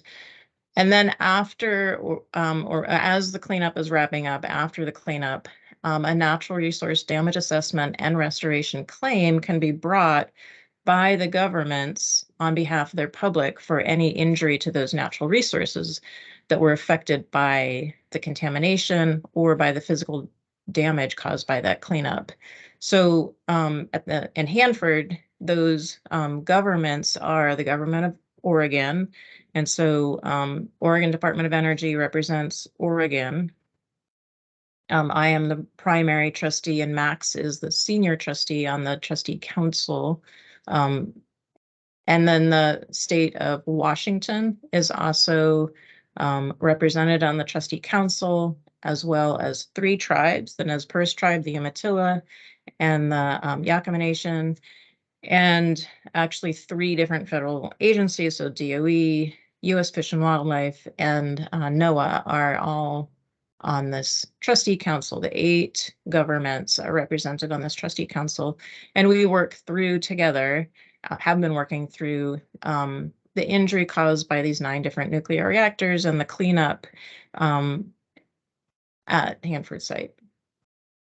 So the injury that we can claim is from the exposure to contaminants, but also from that physical damage, the bulldozing, the building a road to get to a site, all of the physical damage caused by the cleanup, as well as injury from the time of release or from the enactment of CERCLA, which is in 1981, until those ecosystem services are restored. So, and that's sometime in the future. And then, yeah. Sarah, we have a couple questions. Laura Feldman. Okay. Yes, Sarah, is EPA included in this? You haven't mentioned them, and I'm just wondering what their role is. They are not on the trustee council. They have been included in some of the trustee council meetings early on, but more recently they have not. There is conversation now about pulling them back in. I think for a while they sort of pulled back because they had just funding was cut and they just didn't have the capability. But there's discussions now about pulling them into certain conversations that the trustee council is grappling with. Okay, thank you. Dan Solitz. Really quickly, I can speak to yes. that too. This is Jeff from the EPA. Go ahead. Just very briefly I'll turn on my camera as well. Just very briefly, I've been assigned to the Natural Resources Trustee Council as a contact, and as I understand it, just to kind of answer your question, that because of resources, we have had limited engagement with the council, and moving forward. And I'm looking forward to talking with you more about it, Sarah, because as I understand it too, it really is more of a relationship where I would come by invitation. And so I that's how I understand it now. We are wanting to be engaged and have talked about that, and I have been assigned as kind of a point of contact for that. So I know it's not a solid answer as to say what the EPA's role is, but I am learning what the role is with that council, and am moving forward and to be more engaged with that group. Okay, thank awesome. you, Jeff. Yeah, thank you. So Dan, go ahead. Yes. Thank you. Two questions. One is there a philosophy that's being developed out of this group? Do you have a sense of where they're going? It's just going to be let nature take its course in repopulating the biota, or is there going to be a deliberate attempt to reproduce the pre-existing conditions? And then the other question is, this might be for EPA, is there an environmental justice component to this? And has it started to emerge, and how do you see it acting or going? Thank you.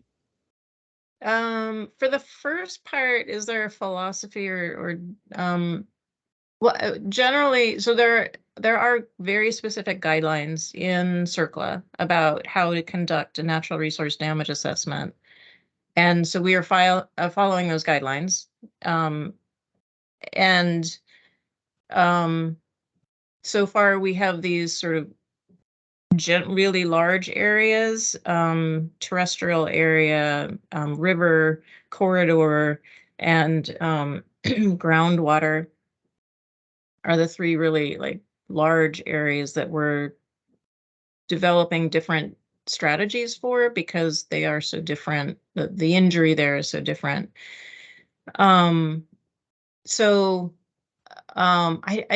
wouldn't be able to point to a certain philosophy, but generally what happens in a natural resource damage assessment is that you figure out which biota were injured, like where were the specific injuries.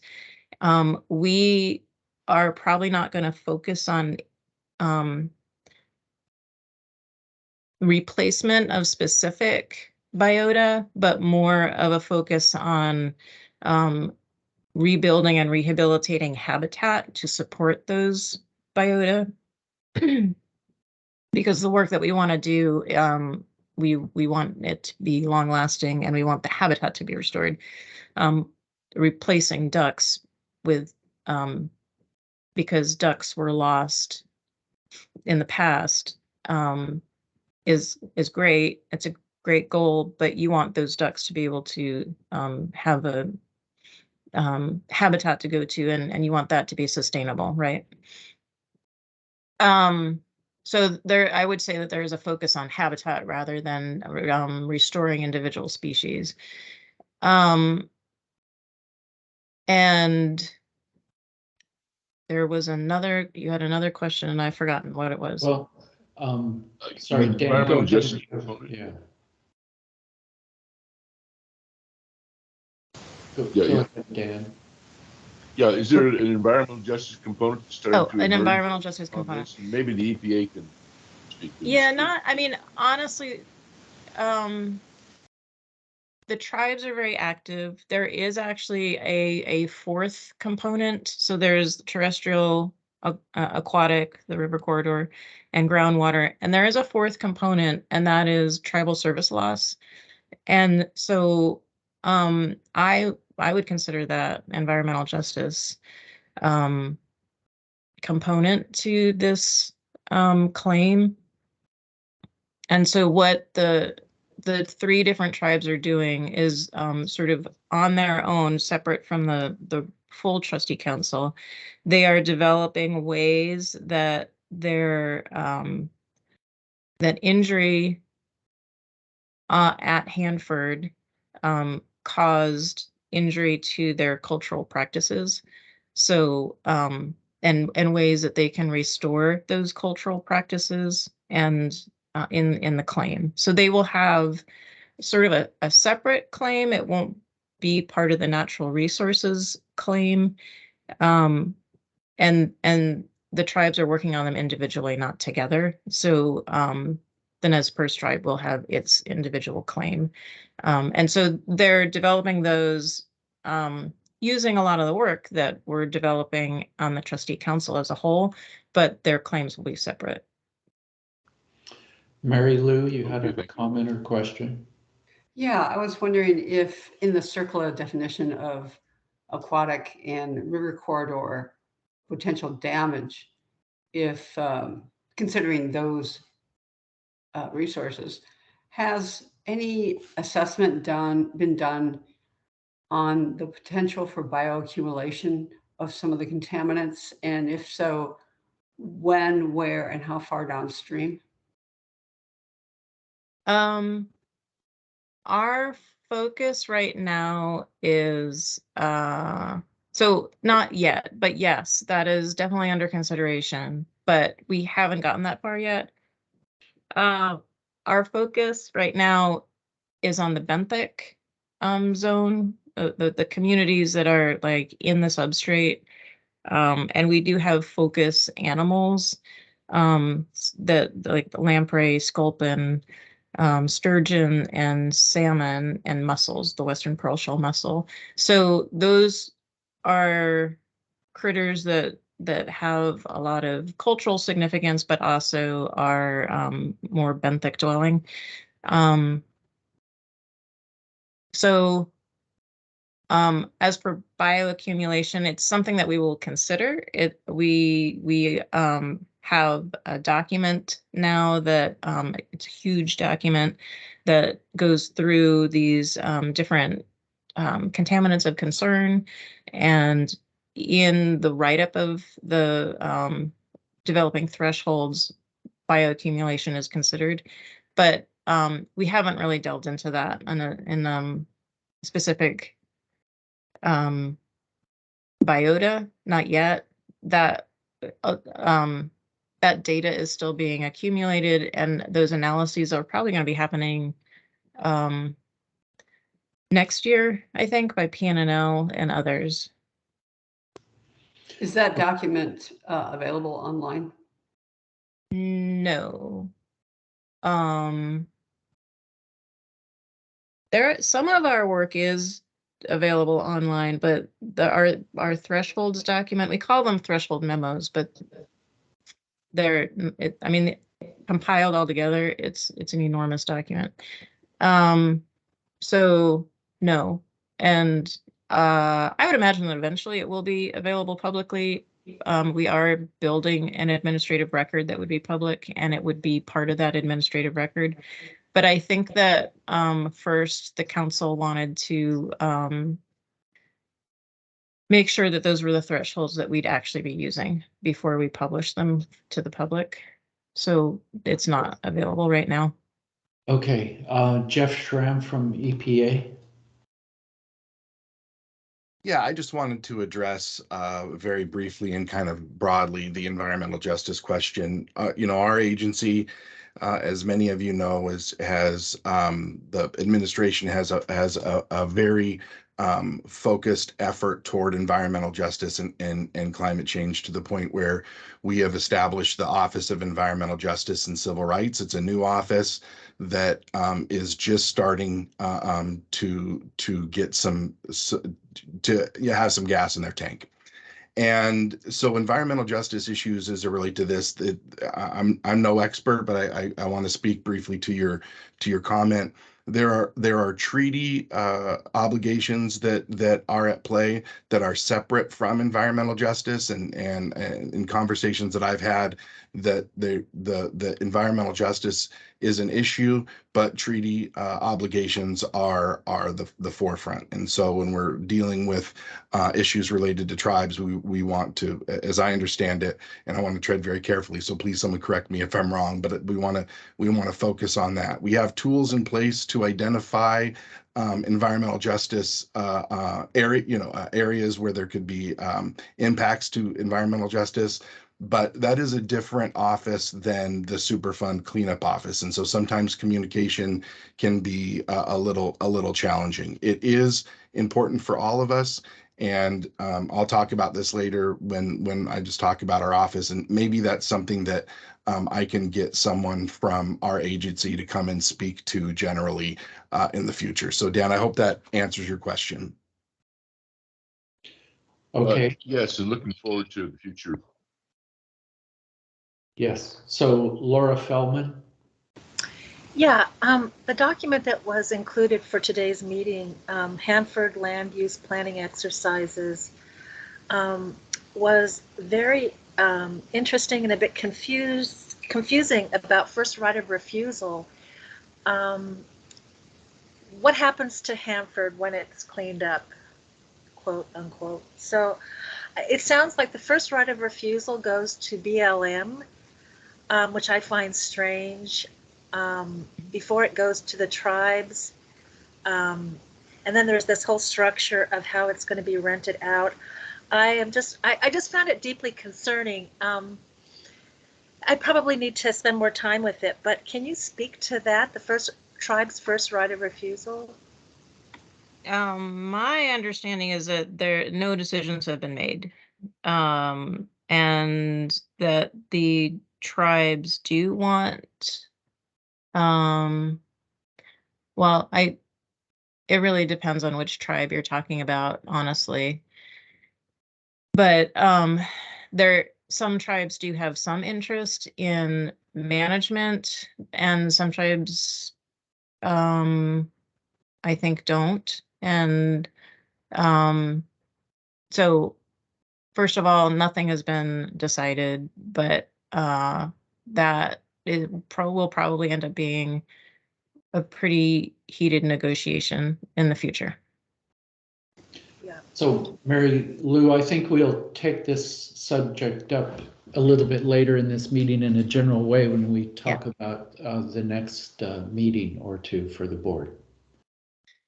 Mine wasn't about environmental justice. It was about a more technical. Yeah, yes, future land use in state, that sort of thing. Yes. No, I'm just asking if the Stigwig NRDAR committee is a FACA bound committee. I'm sure we are, but we don't discuss it. I don't know how that. Because all your reports are supposed to be public. Yeah. So this this slide is talking about the trustee council, and that is not FACA. It does not fall under FACA because we are following the Superfund regulations and we are representing our own, the state and tribal governments, right? The Stigwig would be, and I don't know. So, and that's so this slide is like an offshoot just to explain really what the Stigwig NERDA committee is discussing and what we're all about. I just wanted to give the Oregon Hanford Cleanup Board an idea of what NERDA is for folks who haven't heard me talk about it before. And occasionally, like every 2 years or so, I do give an update to the Oregon Hanford Cleanup Board on progress that the trustee council is making. But that's not really what this talk is right now. I'm just sort of using this one slide to explain what a natural resource damage assessment is, and that it is happening at Hanford, and that's my involvement with this Stigwig committee, right? So if we don't have any more questions, I can talk to folks offline too after the meeting about what we're doing on the trustee council and what's happening at Hanford. But I'm going to continue on with the rest of this talk about Stigwig, if that's okay. All right. So just as a reminder, we've got the Long-Term Stewardship Committee. These are, and the Stigwig Waste Management Committee, the Stigwig NERDAR Committee, and then the Stigwig Tribal Concerns Committee. And so I don't sit on this committee. It's really just tribal representatives who sit on this committee, but they do have this sort of open dialogue with DOE. It enhances their government-to-government relationships, and they were instrumental in developing DOE Order 144.1, which gives guidance to DOE contractors and DOE offices on their responsibility for the traditional and cultural values and natural resources and federally recognized reserve treaty rights. So that's a very active committee. So that's Stigwig, right? Now I'm going to pull back a little bit further and put Stigwig in the context of these other intergovernmental groups. So DOE works with 6 different intergovernmental groups, and all of these groups are involved in and discuss remediation of DOE legacy sites and discuss these priorities and strategies in the cleanup and also NERDA. So these are the 6 different groups. The National Governors Association has the Facilities Task Force, the Federal Facilities Task Force, which Max is involved in. There's the National Association of Attorneys General. The Oregon Department of Justice assigns an assistant attorney general to work with me mostly on the natural resource damage assessment. And so our attorney general, our assistant attorney general, actually went to this year's meeting, the NAG meeting. The Energy Communities Alliance, the Environmental Council of States, the National Conference of State Legislatures, Nuclear Legislative Working Group, and finally Stigwig. And so I'm going to go through, Ken, I used your slides. I pirated your slides. So I'm going to go through really quickly what each of these groups does. I'm not involved in them mostly, except for Stigwig. So if Max, you want to chime in on what the Federal Facilities Task Force does, that'd be great. Their main focus is really on waste disposition, on funding the cleanup efforts, regulatory compliance, and then just having an open and transparent communication between DOE and states and tribes. Well, states mostly. I don't think there's a tribal representation in FFTF. No, there's not. Thanks, Sarah. Why don't you keep going, and I'll talk about this at my presentation a little later today. I have some thoughts about it. There's NAG, which is a very appropriate acronym for them, and these are attorney generals that also are involved in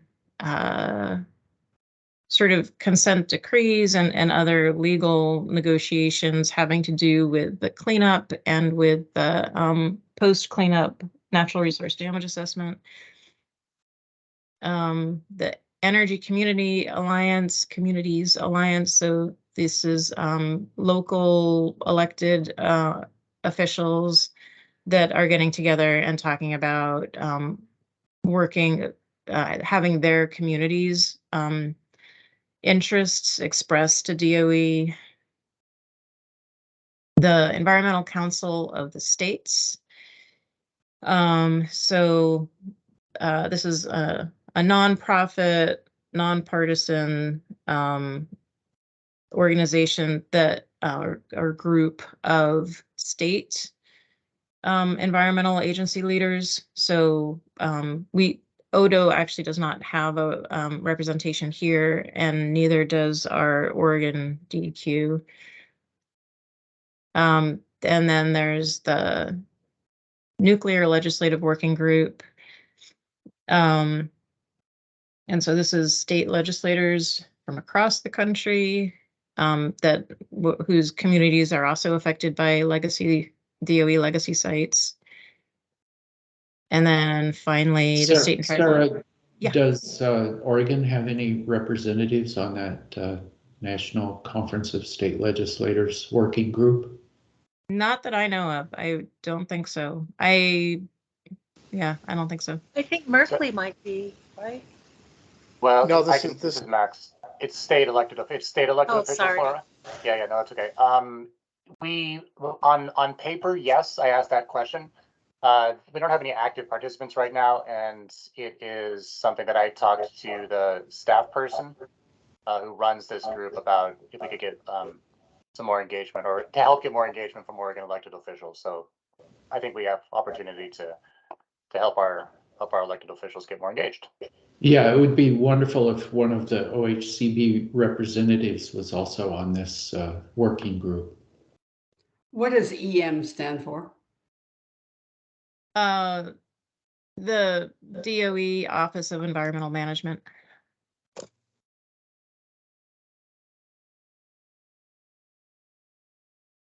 And then finally, there's State and Tribal Government Working Group, and this is the only intergovernmental group that involves tribes.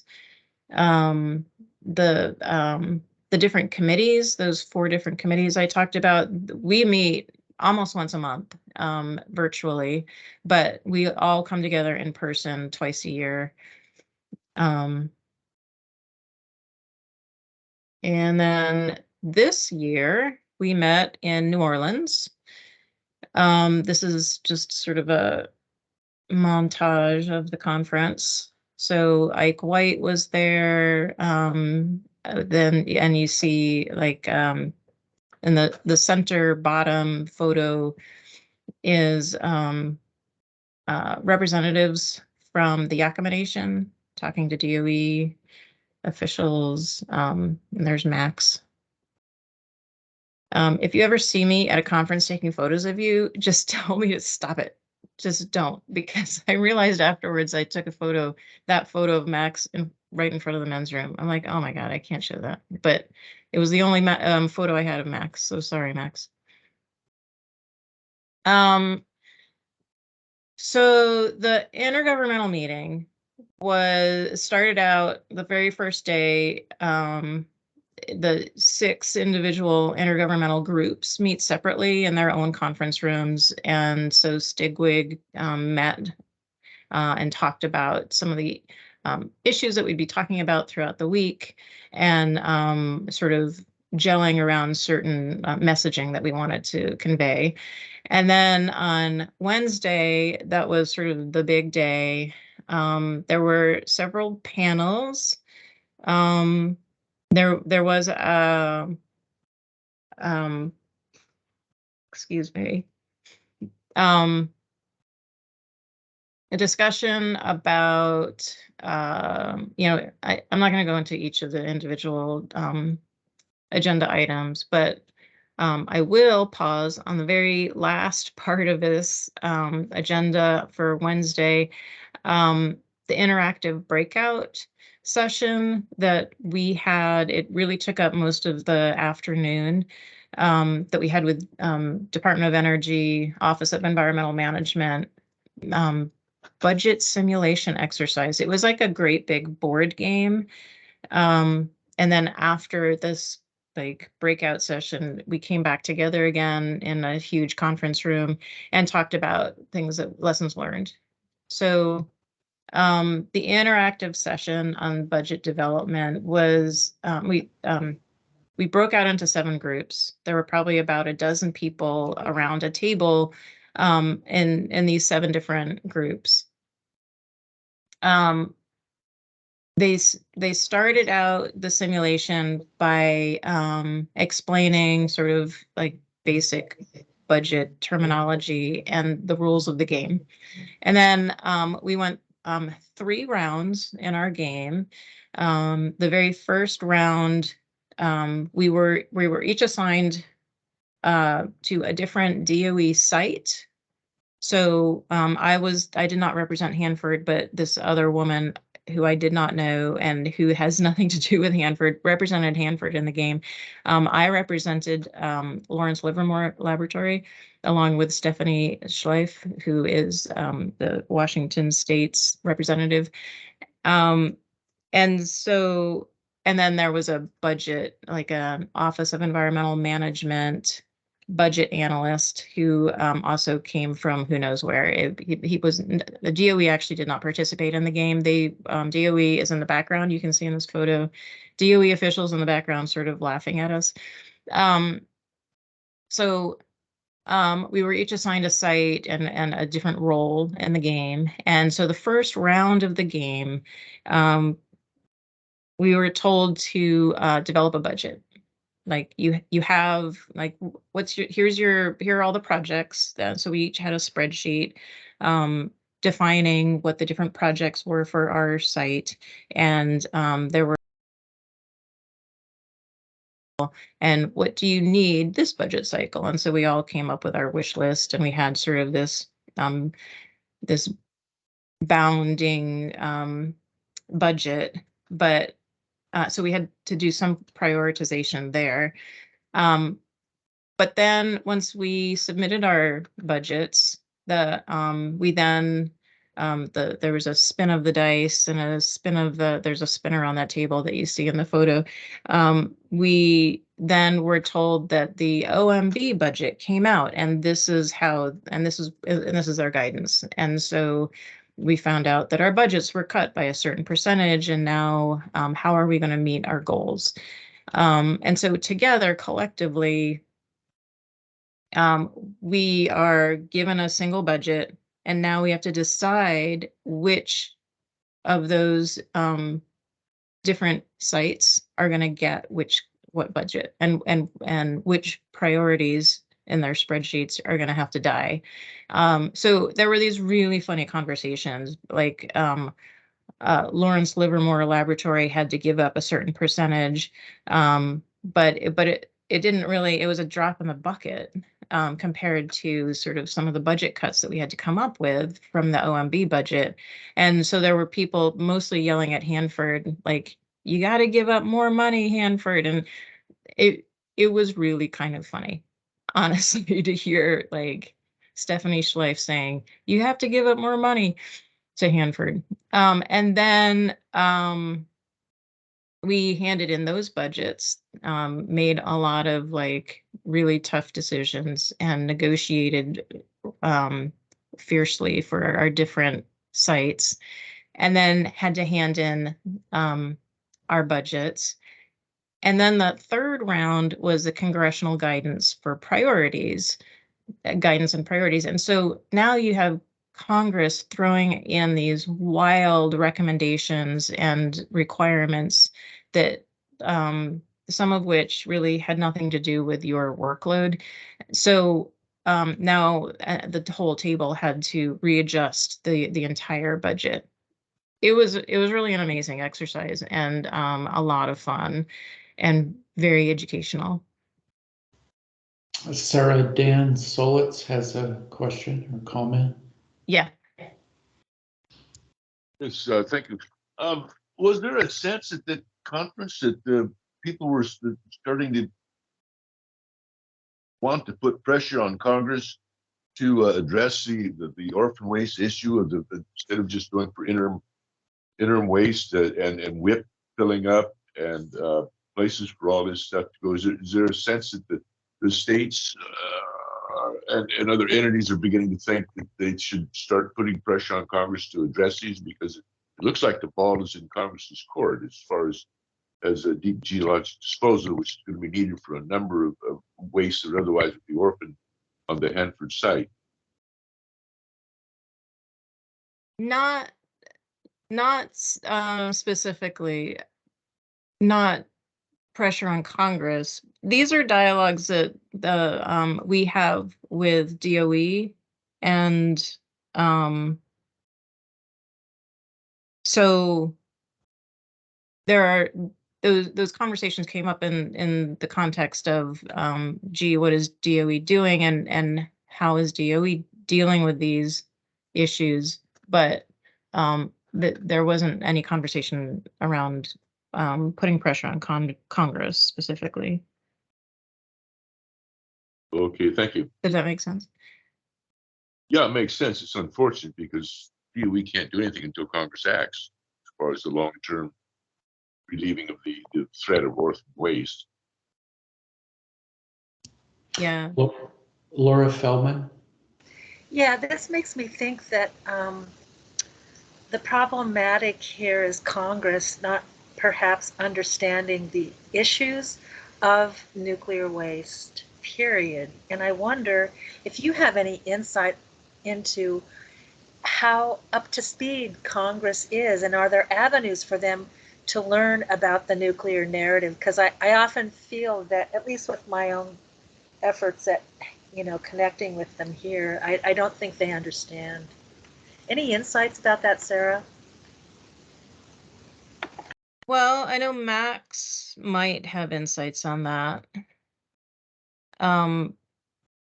We do have conversations with our own congresspeople, Oregon's congresspeople. So Max, do you want to field that question? Yeah, that's a big question, Laura. And it's I'd be hesitant to speculate about Congress overall or any particular members. What comes to my mind is Sarah's right. We do share information with particularly our Oregon senators' technical staff, to natural resource policy advisors who are Oregon-based, for both Senators Merkley and Wyden. Receive information from me personally, from our team, and they also get information from other sort of the Northwest delegation. Both states, Washington and Oregon, have distribution lists for information. Senator Merkley was on the Oregon Hanford, was on this board, was on OHCB when he was a state senator, state representative, a state elected official. So I know that he has knowledge about the Hanford site in particular, and Senator Wyden has always been a big champion for Hanford cleanup. So I think our senators are pretty well versed and engaged. On the congressional side and representative side, there's a lot of turnover. There's new members. Hard to say about their depth of knowledge. And each state, I would say that each state has a full range, right? I recall talking to counterparts in New Mexico from the state government side, and perhaps no state has more history and knowledge with nuclear waste and weapons than New Mexico, right? They're deeply knowledgeable about it, and it's deeply political on both sides. So I'd say there's a wide range, and the citing of the permanent repository or even an interim repository, the reason it is so hard and so difficult is probably as simple as just one word: politics, right? And that's it's not really about the money, and perhaps not even about science or knowledge. It's simply political. I'd put it at that. Yeah, helps. I think for me too, it's probably I'm coming from a different place. Like I wrote Merkley recently. He's in favor of SMRs and exporting our nuclear technology internationally, and things that just horrify me. But that's where I'm coming from, and all I can do is try to share and educate. But it's that too. It's just a differing perspective.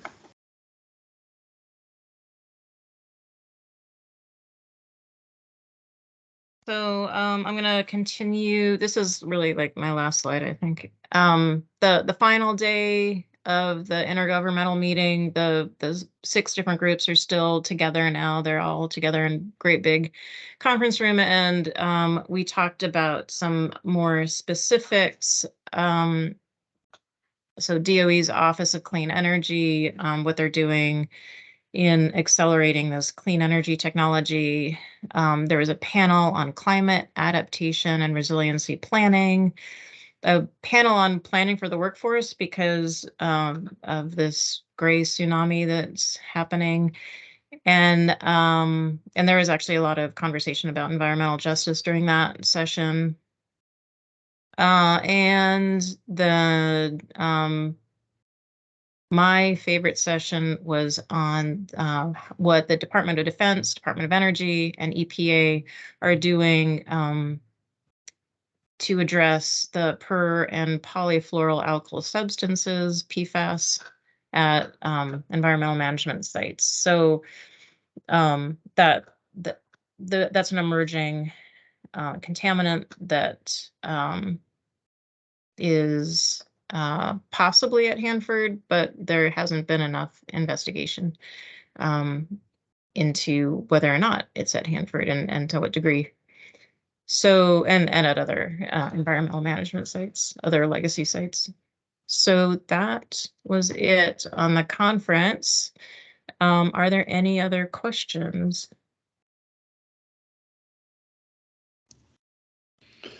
Okay, thank you very much, Sarah. And it's good to see your smiling face again. And next item on the agenda is John Price with an update from the Washington State Department of Ecology. Is John with us? Jeff, I'm not sure if John is here until he's scheduled at 11, and I think he had another meeting. I'm not sure if he's on. Well, there he is. Hi, John. And I think Ryan Miller and I are going to tag team, and Ryan's going to start off.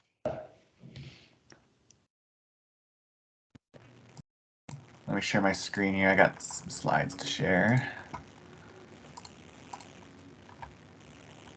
Alrighty, I'm assuming my slides are up for everybody to see. Okay, well, perfect. Thanks, Jeff. So my name is Ryan Miller. I'm the communications manager for the Department of Ecology's nuclear waste program. I'm going to give just a general kind of ecology update alongside John Price, and I'll do the first couple slides, and then John will go ahead and hop in and share the rest of them. So I'm going to go to the next one.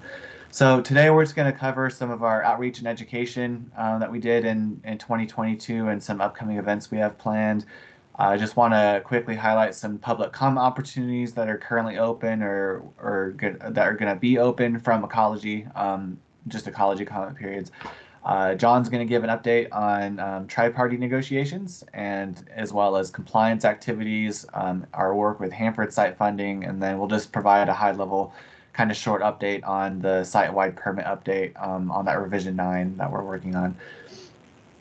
So I just wanted to share that for outreach and education, that's my team. We have a team of 4 of us, and we have one staff. Her name is Ginger. She's an outreach and education environmental specialist, and she primarily conducts our actual outreach and education with support from our team and as well as some support for the program. So in 2022, we attended the Air and Waste Management Association and Washington State Council for the Social Studies. We did a variety of elementary presentations at some schools and the Tri-Cities and across the state. And We did 3 middle or high school events, including 2 Title I schools and the Nez Perce STEM Fair up in Lapwai. We also presented to a couple different service organizations, as well as YVCC, Yakima Valley Community College over in Yakima, or Yakima Valley College now. Sorry, that needs to get edited.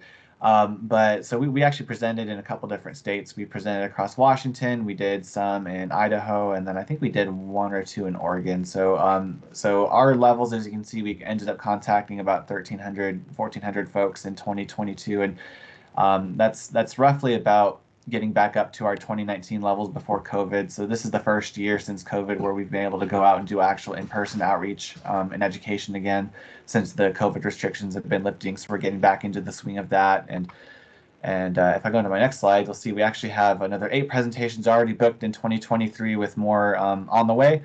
And the previous slide, if I can jump back really quick, I just wanted to share that this doesn't include our Let's Talk About Hanford events, which I'll go into on the next slide. Those are our virtual events where we just present on a Hanford topic on Zoom and Facebook, and then take questions from the audience. So we did a lot of virtual only outreach that isn't included on this slide. This is just our in-person outreach that we did. So some upcoming events we have. We schedule our next Let's Talk About Hanford event. Our next one is on February 28th, where we're gonna kind of explore African American history at the Hanford site from the civil rights movement and segregation during the plutonium production years. So we're actually going to bring back Robert Franklin from WSU Tri-Cities and the Hanford History Project for that event. We're going to have a blog go out publicly sharing this on January 24th with the Zoom links. And so we definitely encourage you guys to attend if you want to check it out and get some really good history of this topic at the Hanford site. We're also planning an event for March. This one is, we don't have the exact date nailed down yet. It's going to be probably the last week of March, but we're going to partner with the Washington State Department of Health to present on what the Department of Health's role is at the Hanford site and how it kind of differentiates from ecology's role, and basically what health does at Hanford, and take questions from the audience that they have for the Department of Health.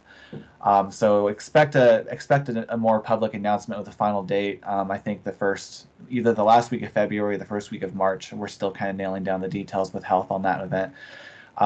The tri-party agencies, we also, Ecology conducts an annual public involvement survey.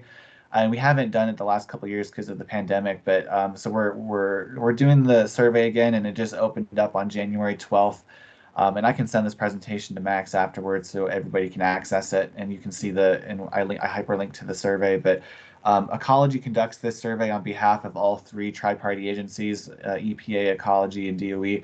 And we're really trying to get feedback from the public on all of the various public involvement that all 3 agencies did in 2022. So, that includes public comment periods, public meetings, our Let's Talk About Hanford events, our various public notices and brochures, advertising, basically anything kind of public involvement that we want your guys' feedback on it. And we're really trying to hear feedback from those of you that are engaged with Hanford, as well as folks that aren't engaged with Hanford, because we want to hear, if we're not reaching you, how can we reach you better, and how can we engage with you and get you interested in Hanford. So we definitely want to hear from kind of all sides of the aisle with the survey. We're not just looking for people that have actually engaged with public involvement in Hanford. We definitely want to hear from folks that haven't engaged.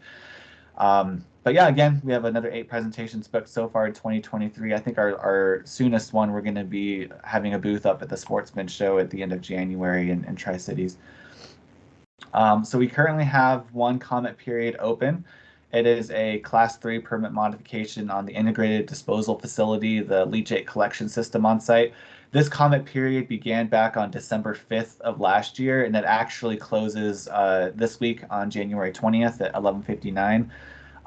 Definitely check out our website if you want. I'll put the link in the chat after I'm done presenting, but this comment period closes on the 20th, and so definitely get your comments in if you haven't already.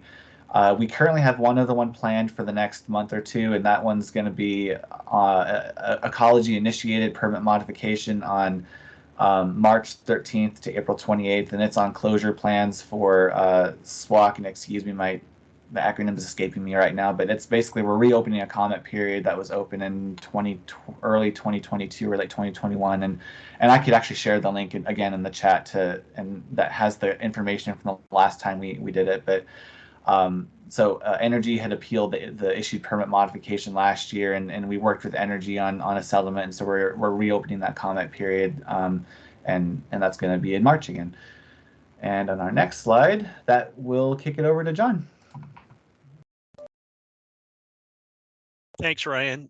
So I wanted to talk a little bit about tri-party. John, a question or a comment, a question for Ryan. The Hanford Advisory Board has this weekly update email that comes out that I find very, very useful. Is that available to the general public, or is it just for HAB members?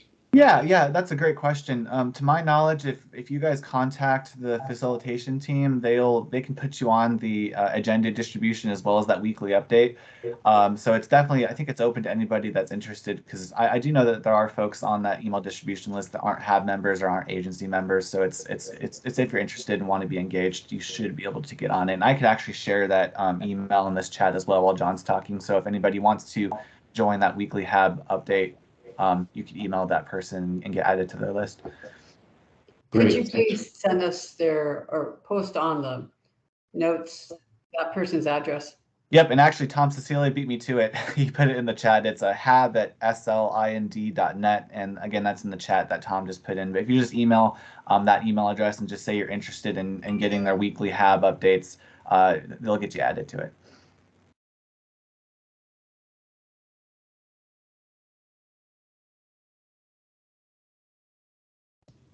Go ahead, John. Okay, I'm up now. So I wanted to talk a little bit about tri-party negotiations for tri-party agreement milestones. So the first major bullet, I know Mia and Hanford Challenge and Oregon Department of Energy both commented on what's also been called the adaptive milestone approach by DOE. So we have I think DOE is working on a signature version of the milestones and a responsiveness summary to all the public comments received. We had one milestone that we had to go back and forth on quite a bit with DOE, so that's been kind of the holdup in getting that out final. And then moving on to the next major bullet, well, it's nice that Sarah commented on the funding game that she played in. So you all get a chance to play the funding game for real. So we are starting to kick off negotiation of milestones for things that DOE could finish in the federal fiscal years 2025 through 2027. That may seem a long ways off to you all, but it is not, because the federal budget cycle takes a couple years to go through. And based on past experience, we know that in the summer of this year, 2023, DOE locally will be sending their budget request memo for federal fiscal year 2025 up to DOE headquarters. So actually now is a very timely point for you all to comment on what, if any, work you would like to see DOE complete in the federal fiscal year 2025 through 2027. So the near-term milestones are really focused on shorter-term pieces of work that DOE could finish in that time period. That's how they're working with the contractor, CCPCO, and don't ask me to spell out that acronym. That's what we all refer to as their contractor. So anyways, I'm sure there will be some public discussion about those priorities, but wanted to get you all kind of jump started to think about the upcoming milestone negotiations. You can go ahead and advance it if you will, Ryan, unless there's any questions. Okay, so one of the things I do at Ecology is I supervise 5 hazardous waste inspectors, soon to be 6. And one of the things they do is go out and inspect all of what are called unit groups at Hanford. So we'll talk about that a little more when we get to the a permitting slide. There are 38 groups of hazardous waste units out at Hanford. And just to give you an example of the scale, the 149 single shell tanks are one unit group. The 3 built structure at the Central Waste Complex are one unit group. So we are expected to inspect each and every one of those unit groups every year, and we do. So the inspections we've completed recently or conducted recently are the B plant, which is one of the canyons, the Purex plant, which is another one of the processing canyons. And then we did our first ever inspection of the low activity waste pre-treatment system, which is developing waste feed for the low activity waste building. And we also inspected the double shell tank system. That's another single unit group. Go ahead and advance if you would, Ryan. And then we issued 4 compliance reports. And one of the questions I get from time to time is, are these publicly available? And yes, we transmit all of these inspection reports to DOE by letter. So if you ever want to look up our compliance inspections, they're usually 30 to 40 pages, but you can go to the back and look and see if we have any violations in them or observations and kind of get a sense if you care to do that. So anyways, that's some work we've completed. Go ahead and go to the next one, Ryan. Okay, a lot of talk about funding today. So Sarah mentioned it. I mentioned it once already. So wanted to give you just an update. So on federal fiscal year 2023, which we're in right now, that goes from October 1st of 2022 to September 30th of 2023. Good news last year, you can see the bullets there. The president's proposed budget was $2.51 billion. The Congress allocated 2.7, so they bumped it up a bit. And the administration, the president, that is, later increased the budget request to 2.71 billion. So at least some of the message about please fund Hanford and all other EM sites more is getting through. And you can see the approved spending bill in December. And we Ecology and other parties are getting more active on the budget, I think. And so you can see reference there to an August letter with 12 different organizations or entities that signed it. The Washington Congressional Delegation sent a letter, Energy Communities Alliance, and Environmental Council of the States also sent a letter. So we are continuing our work advocating for the fiscal year 24 budget. That's for the year starting October 1 of this calendar year 2023. And you can see in the picture there that Ecology is making some visits to Washington, D.C. And so we expect that to continue. And the Hanford budget is a priority all the way up to the Director of Ecology. Director Watson has, I think, 10 environmental programs and a couple of river basin offices. So Hanford is just one of her dozen or so big things, but she does make it a priority to advocate for the Hanford budget, which is great for us. Go ahead and go to the next slide, if you will. Okay, I mentioned the site-wide permit. So Ecology is planning to have a lot of the permit locked down, meaning ready to go, almost ready to work on to go to public comment. We're getting ready to lock down in May. There's a few of the more difficult unit groups that are going to take a little bit longer than that. We do have a process with the Department of Energy. If we don't agree on something, we have an issue that needs resolution, we elevate it quickly, and we're trying to speed things up as we get closer to May. 9 of those 38 unit groups are complete or nearly complete, and we are tentatively planning to transmit the permit for public comment in January of 2024. Normally our public comment periods for permits, I think, are 45 or 60 days. I mean, normally I mean for Ecology in general, but this is going to be a really big document. It's going to be in the thousands of pages. It's really important because it's the first time we'll have all of the unit groups at Hanford have specific conditions for how we want the Department of Energy to operate them in compliance with the regulations. So we're going to give a nice long public comment period. I'm sure Ryan's already planning public meetings, right, Ryan? You're thinking about them anyways. Oh, yeah, so, we're definitely already planning them, and we're going to be talking to, I know, the PIC as well as some other groups to get some feedback on public involvement too. Yeah, so put that on your calendar as well. And do we have any more content slides, Ryan, or is that it? That is it. Just questions. That's what I thought. Okay. John, a question. What can the Oregon Hanford Cleanup Board do to support funding at Hanford? What would you recommend? Ryan, do you have any thoughts on that? That is a great question. I know that August letter that was sent to President Biden, the state of Oregon signed on to that one. Governor Brown signed that one. I imagine if we have future letters or efforts that will touch base with combination of Oregon Department of Energy, Max, and we can touch base with the board too, and include you guys on any kind of joint kind of messaging that we want to do, or any kind of unified kind of a voice. So I can make sure that David and John know moving forward that you guys are willing to help out, and we can keep you in the loop and keep you involved. Okay, thanks. Max, you have your hand up. I do, although to that point, Jeff, yeah, Governor Brown signed that letter. Ryan and David Bowen, the director of the nuclear waste program there at Ecology, and I worked together a little bit to coordinate. And I sent that letter to Senator Wyden's and Senator Merkley's staff. As I mentioned before, we maintain relations with our national resource policy advisors, and I share that with them.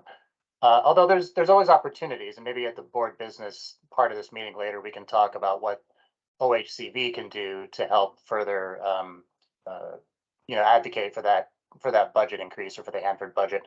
I suspect it's really it's a congressional issue, so maybe our focus should be on Congress, members of Congress. So I have some ideas. My question, though, I was going to ask John if you could maybe talk a little bit more about what that permit, the site-wide permit, specifically covers and what it doesn't cover, so that maybe the board has a little more context for what that permit considers and what it regulates. Sure. I'll try and be concise about that. So I mentioned the unit group. So basically, any place that treats, stores, or disposes of mixed waste, that's mixed hazardous and radioactive waste, is included in that permit. And so those places have to comply with the federal regulations, which we implement through our state regulations for managing hazardous waste. What it doesn't cover is things like cleanup in soil of groundwater. Nominally, it does, because any place that has a permit is required to have permit conditions that also cover cleanup of soil and groundwater. But at Hanford, the way we do that is we use the Superfund regulations, the federal regulations, to require that cleanup. And so that's why EPA is involved at Hanford. So that's my concise answer. And I think Ryan will probably be sponsoring some future presentations about the permit. And maybe you can put that on your to-do list, Ryan, to maybe come back in the fall to the Oregon Hanford Cleanup Board and do kind of a preview of the permit and the public comment period. Yeah, I think that's a great idea. Ken Niles. Oh, sorry, go ahead. Hi, John. Was wondering if you had an update for us on the holistic negotiations.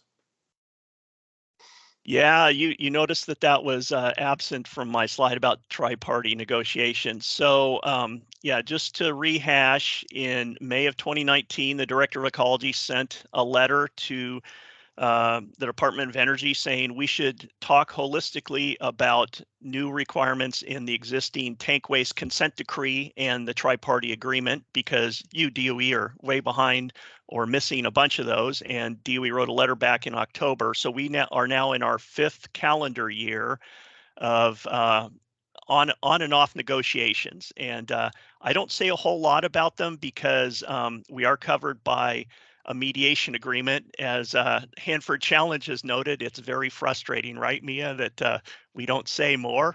But yeah, I really don't have anything to tell you other than we are still talking. So, that's about all I can say. All right, good to know at least you're still talking. Okay, any other questions for the Washington Department of Ecology?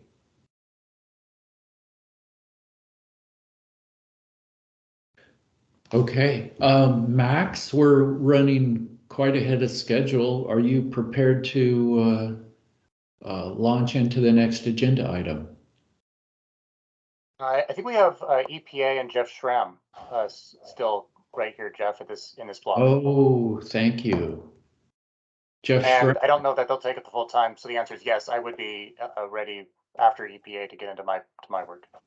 Okay. Yeah, let me turn on my camera here, and I'll share my screen as well.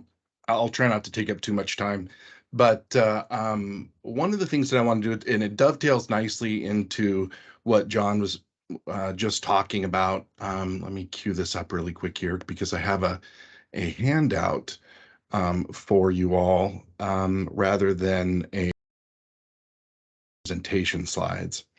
So let me see if I can't. There we go. My system's running a little bit slow. All right, can everyone see my screen? Yes, we can. Perfect. So again, my name is Jeff Schramm. I think this is the third time that I have spoken to the board here. So thank you for having us. We did talk a little bit earlier during Sarah's presentation about what are some of the reasons that EPA has been working, not involved in this board as much as it could have, and talking about the Natural Resources Council. But I'll explain some of that again as we move forward. But one of the things I'd like to do and share with you today is a little bit about who we are, what we are. Actually, three things: who we are at the office, what we do. I want to talk a little bit about our regional administrator and his visit that's coming up to the Hanford Advisory Board next week. He's coming down in person. And I do want to talk, as I alluded earlier, just to put a point out there on some things that maybe the board would like to see EPA present on at the next meeting. So those are my thoughts moving forward for my discussion today. So first of all, at the Hanford Project Office, we are within the Superfund and Emergency Management Division.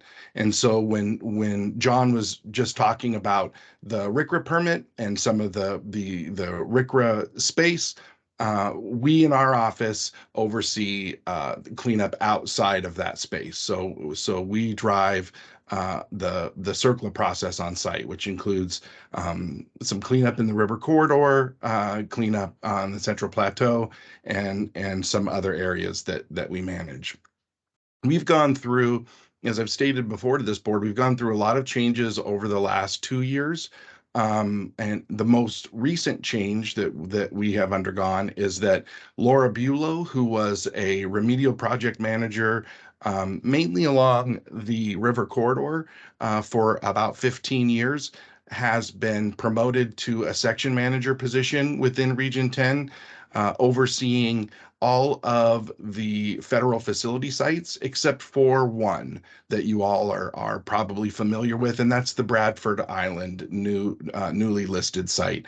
That was under a separate section manager, and for just logistically, it didn't make sense to change management and overseeing that process at this time. So that's one federal facility within Region 10 that is not within her scope. Dave Enan has taken a lateral position to oversee DOE projects within our Region 10, and so that includes Hanford and INL. So he is our in-office senior RPM and lead for DOE. And I'll go, what I'm sharing with you today will go into some of those particular duties. And what I've outlined in what I'm sharing with you on the screen and what I'm talking about is roughly some of the areas that each of us are involved in personally as project managers.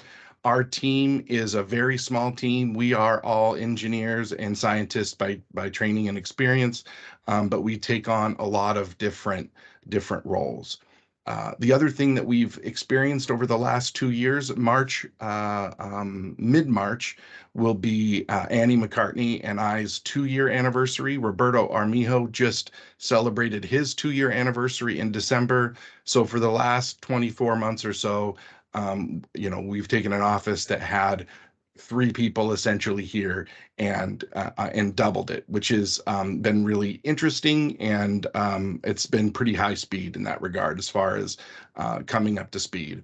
So who we have in the office now is Craig Cameron.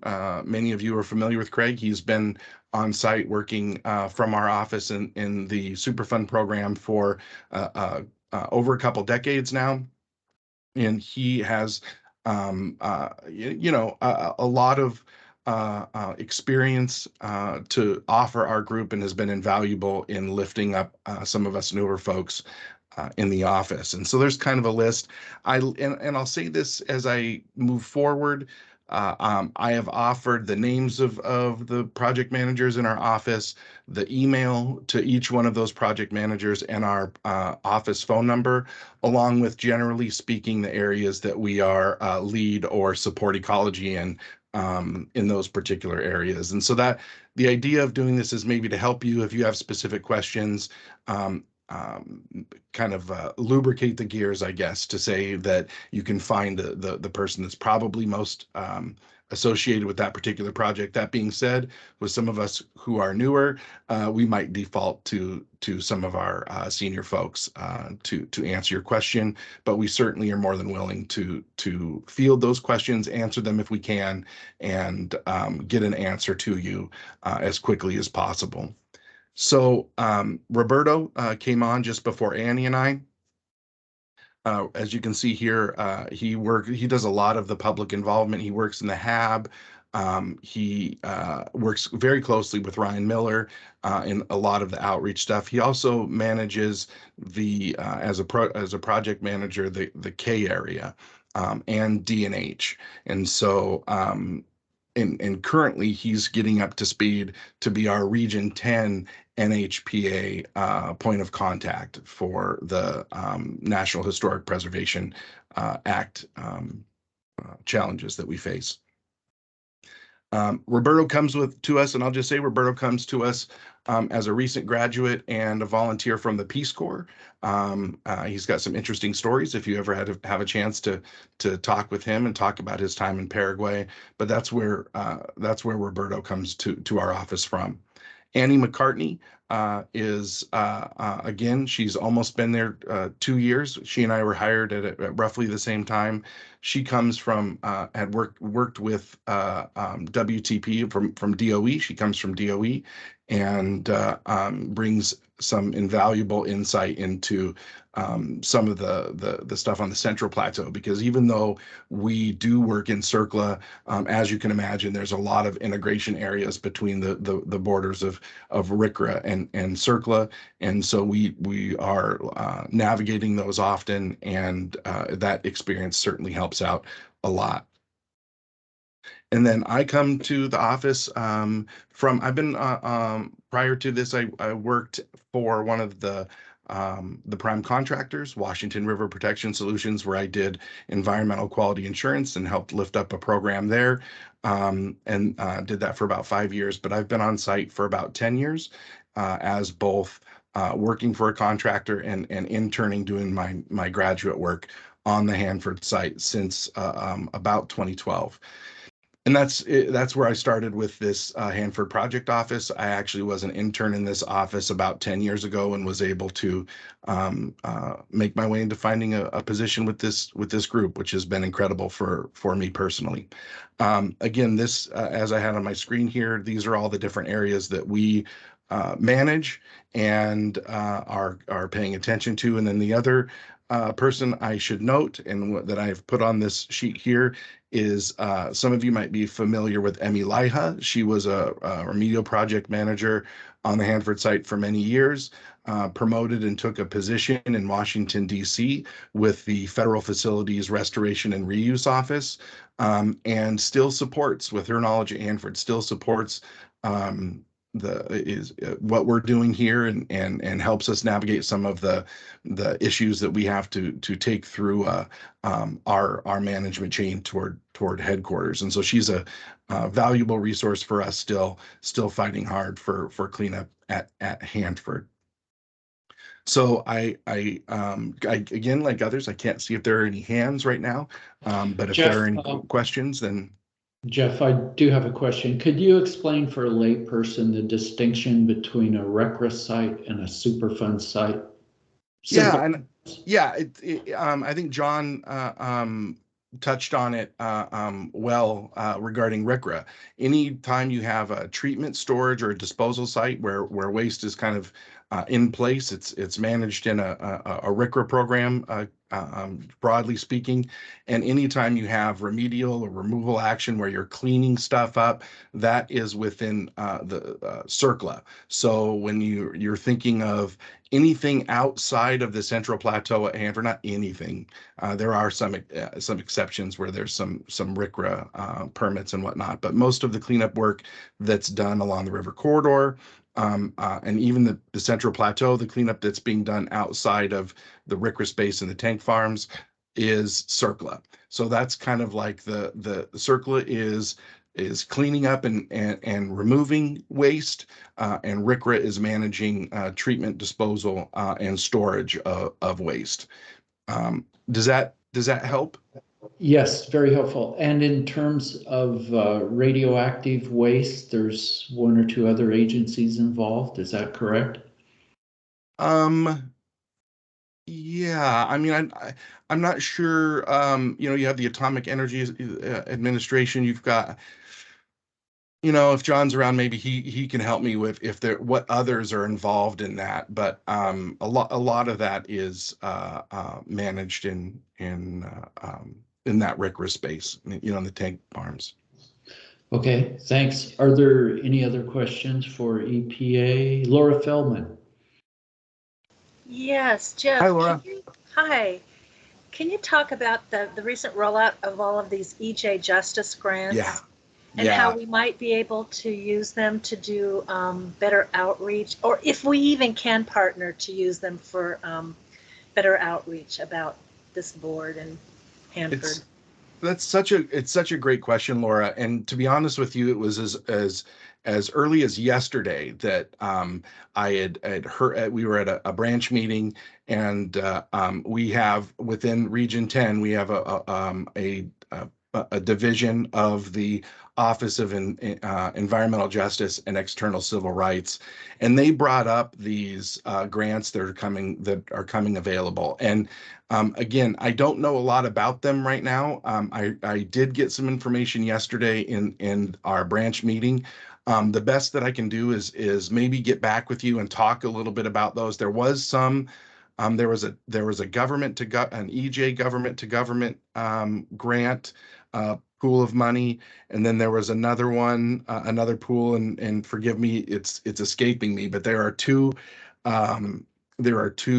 kind of funding vehicles for some of that work. And I know Roberto Armijo had been talking about some technical assistance grants with folks at the HAB, and so unfortunately, what I'll have to do is maybe get back to you as I learn a little more about that, because I don't have a whole lot of information, but I do know that those are coming up soon, and it is important to communicate with you all and the Hanford Advisory Board as well, what those are and what we can do to help navigate applying for those grants. Wonderful. Thank you so much. Absolutely. And I'll let that dovetail into a little bit, a couple of other things before I give my time up here. And that is, I really would like to know what the board would like maybe a presentation on in the future. I heard from Dan earlier that maybe an EJ presentation might be of service to the board, and I'm more than willing to do some homework on that and either provide a presentation myself or bring someone in from the Office of Environmental Justice and External Civil Rights. But I'm really curious, and I don't have to have an answer now. I just want to propose that I'm looking for ideas on what would best serve the board from our office. So I put that out there. Yes, thanks, Jeff. We'll be discussing a little bit later today some of our priorities as a board and getting back to you on that. That would be great. Max, you have your hand up. I do, thanks. And thanks, Jeff Schramm. Could you maybe speak a little bit about, one thing that I'm curious maybe the board would benefit from is EPA's specific regulatory work at the Hanford landfills, the ERDF, Environmental Restoration Disposal Facility, and maybe lesser extent IDF, because that's not really in use right now. And what I'm really thinking about sort of like the mechanics of how EPA sets up a regulatory system for a landfill. What do you measure? What are you tracking? Waste acceptance criteria. What goes into that landfill, how often you monitor leachate, groundwater, things like that. Can you maybe talk just a few minutes about that? How that works? Yeah, I'll talk brief enough to tell you that area is managed by Craig Cameron. He's been managing ERDIF for many years. And Annie McCartney, when we came on, she kind of roughly speaking picked up some of the soil cleanup where I was geared more toward groundwater on the site. So I can't speak too much to that right now, but maybe what we can do is I can either get back to you if there's a specific question that you have regarding that setup, or maybe it can be one of the presentations that we give in the fall for the board to talk a bit about ERDIF, IDF, and the permits associated with that, and then what our role is as gatekeepers to assure that not only, I say gatekeepers, but it's not only gatekeepers to ensure that the proper waste gets put in there, but it is also a finite space. So it's a matter of managing what's going in and when, maybe in to think of it like coordinating between some of the demolition work that's done and the waste that is generated in there, along with bringing in waste that we're pulling from other areas. And so there's a bit of both gatekeeping to ensure that the right kind of waste is coming in, but there's also a lot of project management work in coordinating different areas on site to assure that finite space is used efficiently and appropriately. But the details of that I would have to lean into Craig and Annie on right now. Well, that sounds good. One of the things that this board will talk about in upcoming this meeting in a little bit here is future meetings. And one of my a big idea on my mind is to have a future meeting that's centered all around future land use and end states and long-term stewardship at the site. And the context of those landfills in particular is really important for that conversation, because those are permanent features meant to be in perpetuity on the site, landfills forever. Right. And so I think that's an important consideration of how they're managed now, what they will be like in the future, and how monitoring, in particular environmental monitoring, will continue into the future. So maybe to future discussion. And I think Craig would give some, having him worked on ERDIF for many, many years, he'd be able to give some really great insight to the board on those types of questions. So we can definitely partner and make sure that we have that set up for you. Thank you. Yeah, okay. No problem. I don't mean to skirt your question. And one more thing, because I know that there's time, I do want to say this though, because it's important. Here, I'll stop sharing my screen too, if I can figure out how. The things I do want to say is that our regional administrator, Casey Sixkiller, who is the Region 10 regional administrator, has been in place for, I want to say, less than a year, not a long period of time. And he is coming to the Tri-Cities next week to visit. It will be the first time that our office will be meeting him, but he's also going personally to the Hanford Advisory Board. And so he's going to be coming to the board approximately 2 p.m. on Wednesday. I think it's the 24th. And so I want to put it out there in case you are able to come in person to meet not only he, but our division director, Calvin Terada, and some of our other management chain will be visiting and at the board as meeting as well. And so you can either attend virtually if you'd like, because there's that option, or you can come meet our regional, all the way up to our regional administrator team next Wednesday.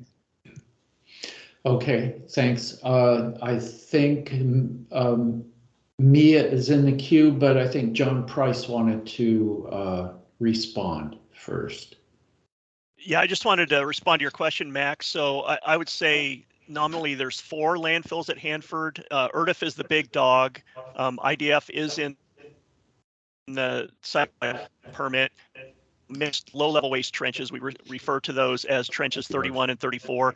And as you may remember, there's also a commercial low-level radioactive waste site, the U.S. Ecology site, on land leased to Washington. I would call that a landfill as well. So you probably want to put all 4 of those into the mix. I forgot about that one. Thanks, John. Yeah, absolutely. Yeah, thank you. Thank you, John. Hi, Jeff. Thank Hi, you so Mia. much. Hey, for your presentation. First, I was wondering if you could share the document that you just put on screen with the Oh, contact. yeah, I'm gonna put it as soon as I'm done. I'll put it in the chat. That's kind of why I put it in Word format and kind of a thing. I'll put it in there so you all can have access to it.